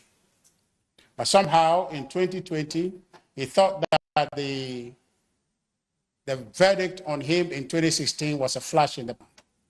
So he came again in 2020, and we roundly confirmed that our decision was absolute and clear in 2016. So again, we voted him out. He thought himself he didn't understand. He went to the court, didn't have any evidence, and he was roundly rejected. A unanimous verdict against his bogus claim, the petition, the 2021 petition, election petition, was roundly rejected, just like the Ghanaians. Now, in 2024, he's going to try us again. He's trying us again. And with all humility, I entreat us all to give the MPP a landslide victory in a way to retire the former president permanently from politics. We must reject former President John Dramani Mahama because his 4 years as president brought untold hardship to Ghanaians. We slept in doomsday during those years. Businesses were destroyed. Youth employment broke world records, and the growing economy he inherited was collapsing by the time he left office. Most revealing is the fact that former President John Dramani Mahama gave up when his mismanagement made life difficult and Ghanaians demonstrated to demand better economic management. He said no amount of demonstration, and I'm sure you remember this, he said no amount of demonstration will move him because he was a dead goat. Ladies and gentlemen, the balance of a leader's job is dealing with challenges. But from what we have seen from the former president, he has shown that he cannot deal with challenges. Therefore, on December 7, we must vote to show the former President John Dramani Mahama and the NDC that we, the people of Ghana, cannot afford the risk of electing a president who cannot respond to our needs in challenging times. The former president did not perform well. This is essentially a matter known to all of us, and it's evident in the vote in 2016 and 2020. Did not perform well in office between 2013 and 2016. So he does not merit the reward, and given the scripture, we should not reward him. This is especially true when all he has is 4 years. And here's where I promised you I'll tell you about his own view about 4 years and what one can use it to do. He says 4 years is not enough to make a difference as a government. And so the question is, what has changed? The question is, what is it coming to do? The question is it now true that 4 years is enough to make a difference? Those are questions I know our former president cannot answer, which then goes to the heart of why we shouldn't vote for him, because he can't make any difference. He himself has said it, and it's a practical impossibility for him to do it. But rather, His Excellency Dr. Mahmoud Bawumia has what it takes, has the allowable 8 years to be able to deliver in the first 4, to give a good account of himself so we can give him another 4 years. Therefore, ladies and gentlemen, voting for the former president, John Dramani Mahama, will amount to taking Ghana back, and you and I cannot afford to take Ghana backward when our peers in the sub-region are striving forward. We, the people, as I just read to you in scripture, are the masters of Ghana's destiny. We've entrusted our powers in the former president before, and we are about to do so again with a choice between him and His Excellency Dr. Mahmoud Bawumia. And the invitation is for you, based on his delivery in the first 4 years, and based on the scripture we have read, since he has not performed well, he deserves no reward. So on December 7th, your decision must reflect the wisdom of the parable we just read in the Bible, to reward the good and faithful servant of the people, being Dr. Mahmoud Bawumia, with the potential to do even better Ghanaians as president. Finally, let me make the appeal to you as you vote on December 2nd, and most of us on December 7th, starting with the special voting. Please cast your ballot for Dr. Mahmoud Bawumia and the MPP parliamentary candidates. That will be number 1 across all the ballots, in line with what you know to be true, what your expectations are, that when you give a piece of job to someone to do, those who do a good job, you invite again.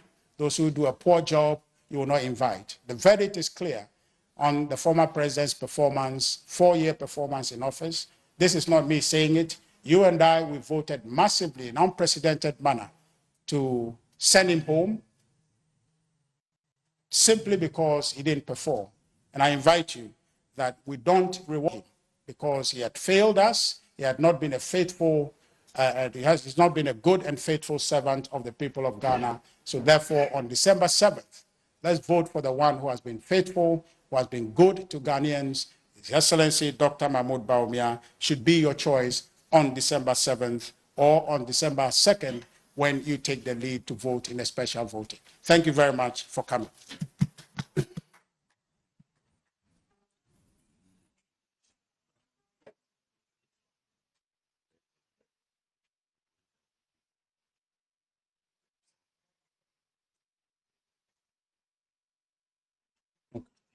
Okay.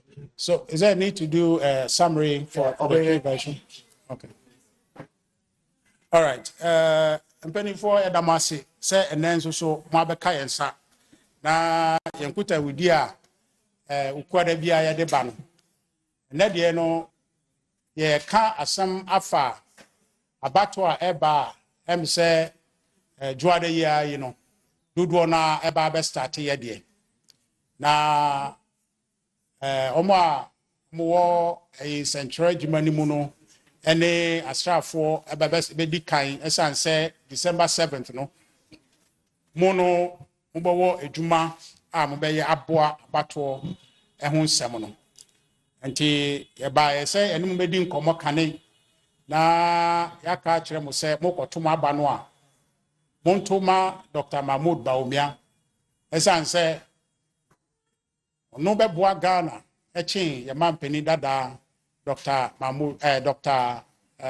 John Dramani Mahama no ebe boa Ghana Dr. Mahmoud Bawumia be boa Ghana essaying John Dramani Mahama oye ye mampeni dada na enumu no di kan ebobo nyoma bi eso a pese ye nyina ye hwe so ase nyiraso na ye de kwoto aba no the woman kwan a Dr. Mahmoud Bawumia so be fa so no making sure say yesika sem ene enwuma sem Ghana abetie gina mu prekope se dia Nanado Danko Akufo-Addo aban akrakra no a efi COVID-19 o say ye ni nyina mu abebeduru ne no o de nhyehyeye aba be fa kwan bi so na wotumi asiesi na yesika sem esi na dada mu prekope said dia etie before COVID-19 eba ye no na wotumi esiesie no saa kwan no so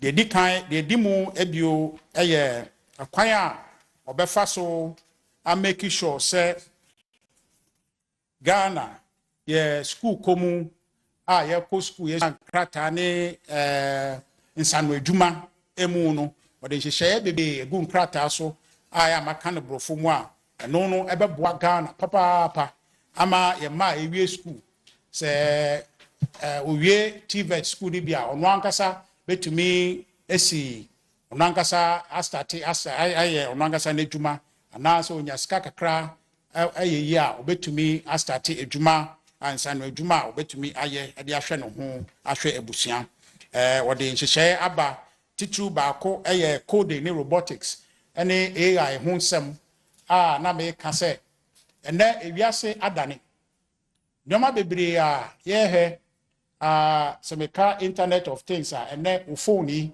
betumi de nyoma bebre integrity applications ni nyoma wo mu bebre wokọ America mamu a nkola etete Silicon Valley wokọ a ohye ne pajamas ene wa mo ane nan ene otekọ na bi obewie at the end of the day no onya ska bebre eno na yedigu phone so na ya download this application we na de bobra wo Ghana but nkra ya Ghana fo nkola betumi aye na nyane ntie mpo se presec for ebe commission some AI lab bia am say e china na say ne on be commission bi bisa ebeboa ban no educational policy no eboa ama Ghana ene amaya aka no edi akoniaba na sense wo so wo sa AI kanko yimu na aboa ama Ghana yɛnka yɛkyi na yɛn nso so yɛtumi akɔ yɛn nim enti ɛno saa kwan no so no Dr. Mahmoud Bawumia ne MPP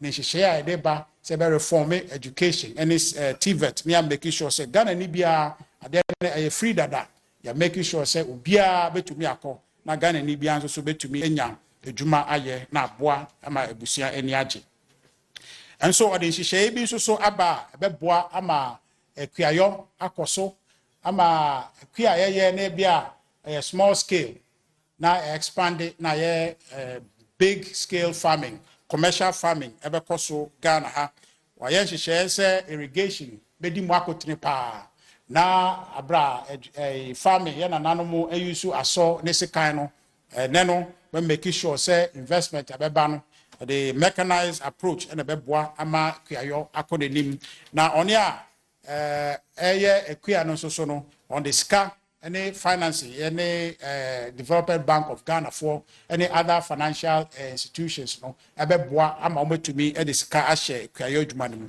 the other bit no so ne say asase na yedua mu aba no ebe make sure say ye de abefa abefu kwan so ne make sure say etumi adane no na aboa ama no bae no aba bebre na kwayo no so ho aba mfaso share back also so the bano a friend of social development policies no eye kwan a ban fa so etu kebisi wo e de boa one a edi dem anase omo a bia omanyini omo a skasem aye omo den no His Excellency Dr. Mahmoud Bawumia so ba oma nani akosa de no papa no amasika akomu bebre se be ya ahoto ebeba magana ni bia nso so ani age bakupa wo mu aye mede rental assistance program no ye nua no mu a mawie university bia ote aflawo baby anase ofri other region bi eno waba Accra na wonye adwuma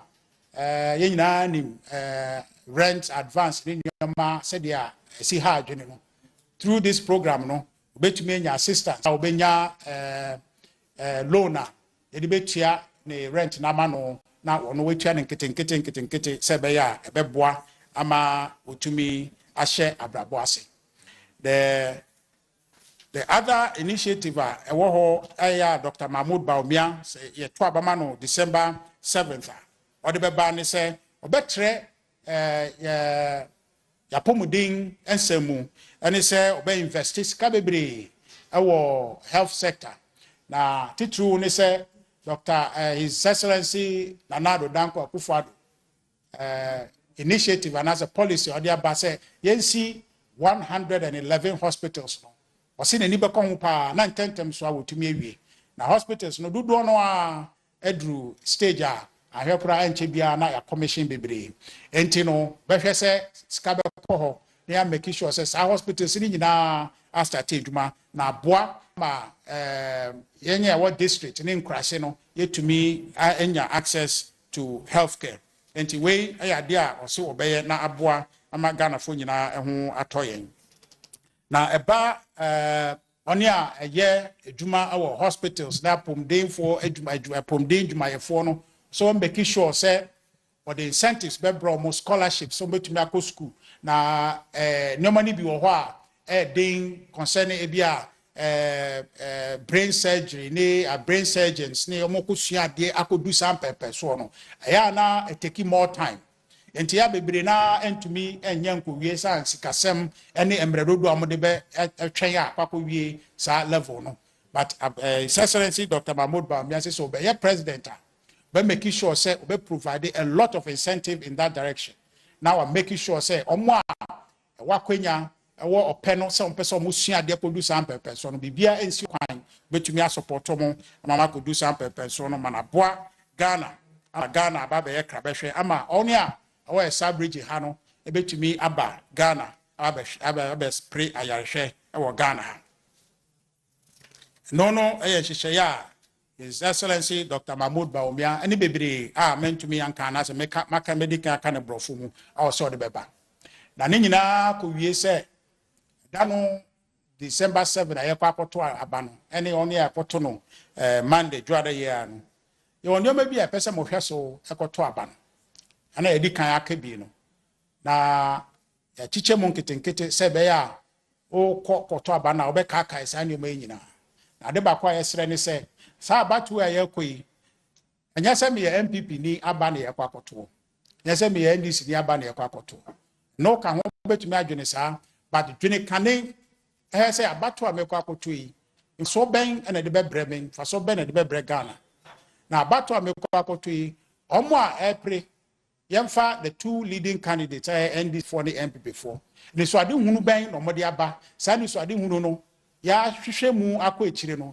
ebe boa ya na ase emboa ya wan de na be boa Ghana a chain the yonko na ya sensin ya kire mu se Dr. Mahmoud Bawumia de na ebe boa de kaka se no krepa se NDC for e woni so ade hunu bi a ebe boa ma Ghana akọ n'anim a metuma aka kire mu me ndada because maybe a train when I'm America and maybe me get my bagana. Me percent Ghana cost. Tanya sanka me America, me Magana. Set Ghana be cosunti.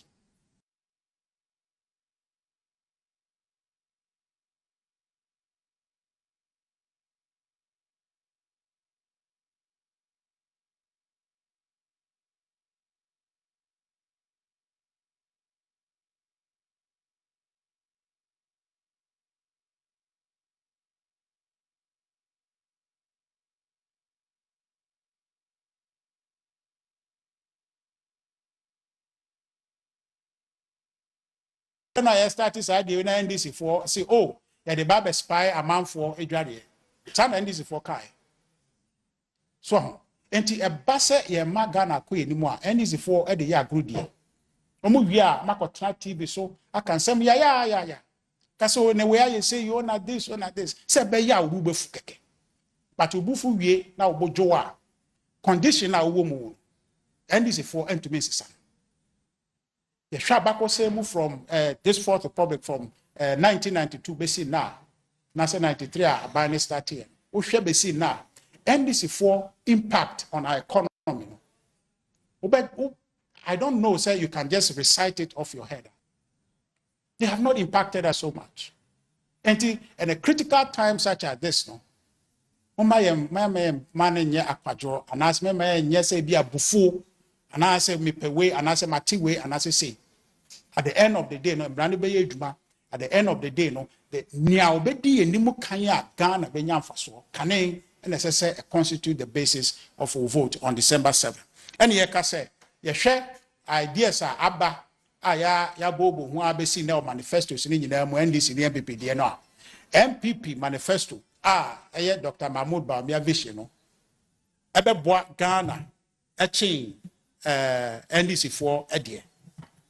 Saa kwan so no yento aba ema His Excellency Dr. Mahmoud Bawumia saa kwan so say yehwa na yehwe meka say policy a omode aba so omode beboa Ghana mana koso a Dr. Mahmoud Bawumia de e wenim kra a chain John Dramani Mahama and yesa ka biomu say yehwe bebi a yewo sesi a economy no ohawo a ewiase afa na nyina economy efamu a e de ohawo abre bibiara ewo biase ha wan pa na ni so ade hunu ene hyehyeye a wode ba so obesesa ama economy na akoso a improve from the bia ye wo sesi ano a ebeboa magana ye sikasem egira ne na so na ye di ye no a ye hwa His Excellency Dr. Mahmoud Bawumia policies na ideas ode ba no ebeboa wonim saadi a ye ka se flat tax no flat rate tax no ya dia ebeboa ama tax abafom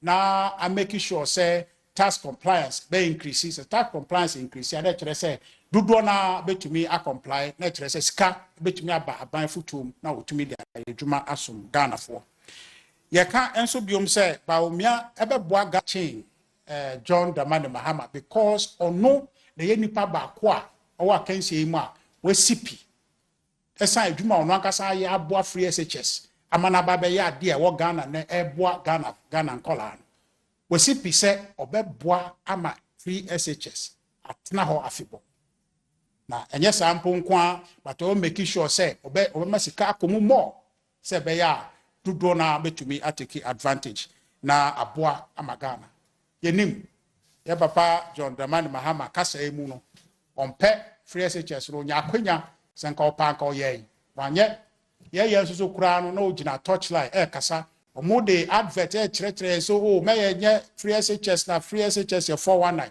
omo penny me former MP eka chere o TV so kukudro so say free SHS 419 okay mo general secretary say see how ye fifi kweti ono ye mo general secretary nti wo hwe sa nipa yi a oti adwamu edanda nyoma so mbe wini power na o say free SHS ye 419 nipa we obeye so obeye anka wa oppose from the beginning ko bohu say adepa de enye na bedane ana say kira ya adepa de ya adepa efritete na ya adepa enti omunjindi Dr. Bawumia nkwa ana obetumi aboho ban na ya pomudin nsem nso so amede ebawi ye ne se Dr. Bawumia se enjuma pa ss na nado danko akufado ahya ase no ene se we make sure say ye hospitals no ebesi bebre aka ho aprekupe ya start say ebesi 111 wose sa project no oba obehwe mantentem so a yetumi accomplete but NDC for no eba ometwem sa no moye President Kufuor Eurojet hospitals are 9 of them on inheritance no o man complete back okura me no kasa ni man complete back okura o man complete yeah na eba na complete 6 of them 2 aya fere ka ho na sewia ka ho a enche bia no o ma commission sewia na say o ba be commission 500 bed Afari hospital and 250 beds sewia hospital ba ko bibia e wo ho NDC for entimi and complete and is oh yeah na the agenda 111 issue mo sa on be cancel number 1 ade no o say 4 years no to infanye enti oba we kai asre ye say ye man honeymoon enti ti a okọ ebe nyina no wabre enti owini a e mistake sa no a okwa kotra Dubai kakra aba America kakra ajojo no ho owi a aba spend about 6 months as wo si besi koye minister we koye we best take another 6 months enti na first year ni de ekọ second year ave no mo trust say de na ye be sabre no start ka so MPP for say no there this is not the propaganda sa onye hwe hute onye hwe when ye practical matter anya say bia asem say na de ba ko so a ewo mu eye very important say ye kan ni say Eda is SSC Dramani Mahama ye mistake no we there. Saturday no the contest to replace him will start. The party ni mono because ye nimso onkobio, mo party for nimso onkobio. Obia entie no party ni beche say obia ba appoint ni say ko minister bia no or stress no strategize aga so kwa mefa so aba.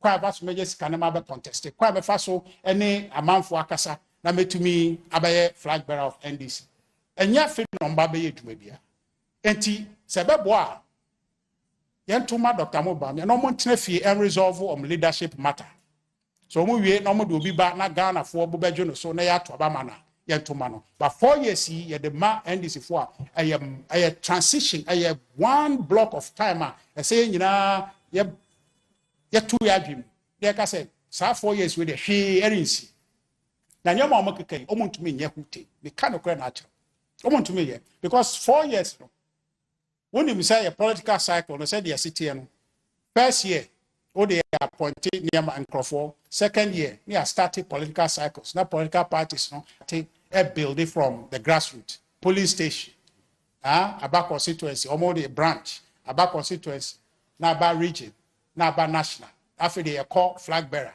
until the first 2 years no or the bear appointment in Tokwa Bebri.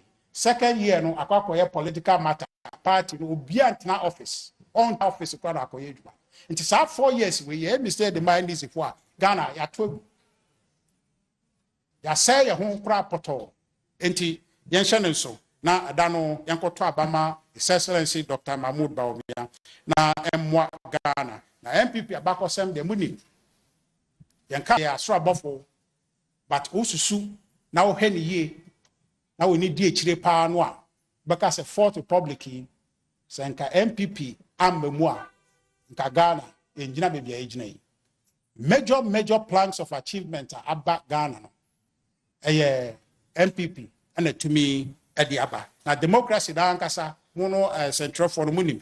Democracy na yetimu for to public. Sankanye MPP anka ene kabe ya papa Rollins ne military dictatorship na edi Ghana so. Enti yesre se abatwe ma yemfanye akadworo. Na meka atwa to no eye nsemo a ewo Bible mu a ye nyina ye kwa sorry se ye kwa sorry a ye ko mosque. And he said, "Ye tie nyame bibia ye bia ye pe akwankyere fi nyame ho." And I make sure say Bible my example say obi a wodi no kure obi a wa sompa say nipa no and ye reward no. Amunyina munim sa asem no wo trekonkro ni mu a kire say opani bia wo tu kwan and ogya no japade e de ma ne dwuma ye form yensa baako oma no 5 gold bags of gold na baako man mienu na baako man baako de man baako no antimi amfa anye he mrumo ho na akotu amna edi hyemu amfa anye he ama da the master buy no sa akotu edi be share ne nsa but omo edi kai mienu no baako nya mienu baako 5 no e kire se aye adwuma ama enya ho mmɔho had onya 5 no enya 10 nya 2 no enya 4 na the master no eni je no ho pa so abomoden se wanya kwadworo a oye adwumaden santi no dia oye akwadworo no a oye His Excellency John Dramani Mahama me no wo 2016 ye pamo no the best pamo no bio na akwanya na wo ho Ghana for se ye de ma obi ma ye be som Ghana January 7th no ye fama His Excellency Dr. Mahmoud Bawumia wodi no kure waye dwumaden nam no so ene medical drone service ya make yi afe na Britain omo asusu se omo so beye bie ene ewia yi me ba no electric bus also de beba nam Ghana kwan so a eye adwuma abwa Ghana beboa bebre ama transportation cost abafom ama ye ho ahare sa nipa no na wasom Ghana sompa sa Dr. Mahmoud Bawumia no na yesre se mo mbedi kan ato aba December 7th monto abama Dr. Mahmoud Bawumia esan se oba no oba Ghana ba oba wo ba compared to His Excellency John Dramani Mahama ono oba ono ankasa ne ba na bako se mu e kire se ono nkwa na ye president fourth republic here wako only one term tinani bra ya bri nyina ne se ono so pese ye ka se ono so wonya second term misrewo na se obi butai ni na wehu a beto abama no because the second term onya de na besesa o besesa bebre o no ano ho but ensesa hwe o ya brabo enti oba no policy bia endi nechi akeka nkwa na edi echire de ba atemdie adada akese a yenhu bi da se be 24-hour ko bisa no a na okọ bisa na so beba aninti o so won debate ye teda on ba debate da patapa on ba ma wontie de opeso wo ye on ba ma wontie ase se 24-hour economy no enye policy a se wo kofa ba ya de a wo be ye no and be lead to that inti dia na obeye amade 24-hour economy da ba o se da bi omba oba obeche no to omba job so ye no se ya ne ekoba sa ekoto aba na nyame mpengu onya na wonya na afa die wesi afa me nso menya second term diopani na wo enemy saade no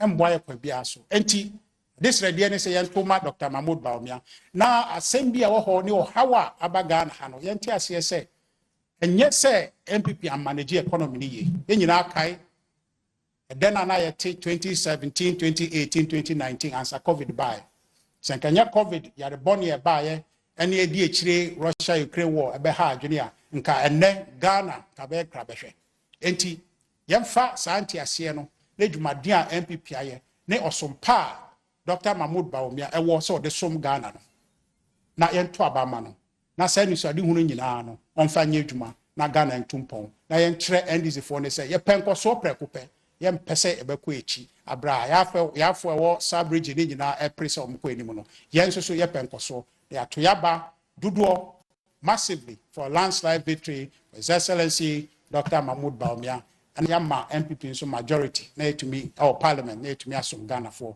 kwampa so da mo nyinaa ase.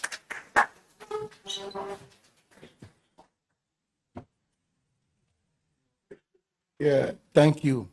I think that this morning you saw a reportage on the social media that they said that some MPP tasks have invaded, they have invaded Metro TV, attacking Rwanda and Kwasi Pratt. I think that is not true.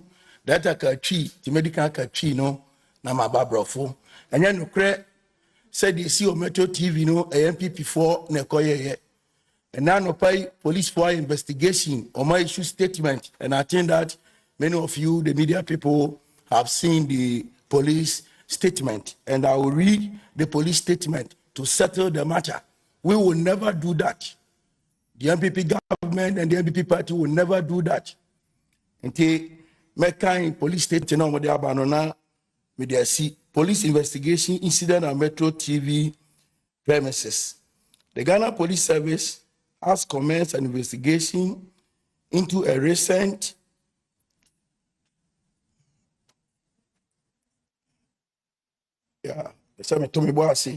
that occurred at the premises of Metro TV in Accra this morning, Wednesday, 27th November 2024. Preliminary police investigation indicates that upon a request from the court, police officers accompanied a court bailiff in the company of the judgment creditor, Vodafone Business Ghana Limited, to execute a court order against Metro TV. Timiniano, they see one around the Abi Kasabe Breno, and your podcast party be an orchestra the police invasion at Metro TV. It's a purely business transaction. And I think that the police service have issued the statement. We want you to communicate to the Ghanaian people that we will never do that. We will never do that. It is not the MPP that orchestrated it. It's not the MPP government that orchestrated it. And I think these are all scheming by elements of the NDC to just create disaffection for the MPP and our winning candidate who is winning the elections next week. He's winning one touch. And these are all antics and tactics of some propaganda media personnel. We have partisan political elements in this country, so more opportunity, then they will not look for the facts, and then pure conjecture. So thank you all for coming.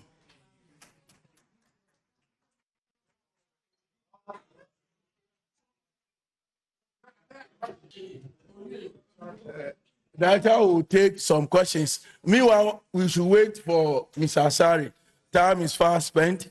We have some interviews to conduct. So we take about two questions. First of all, are there questions?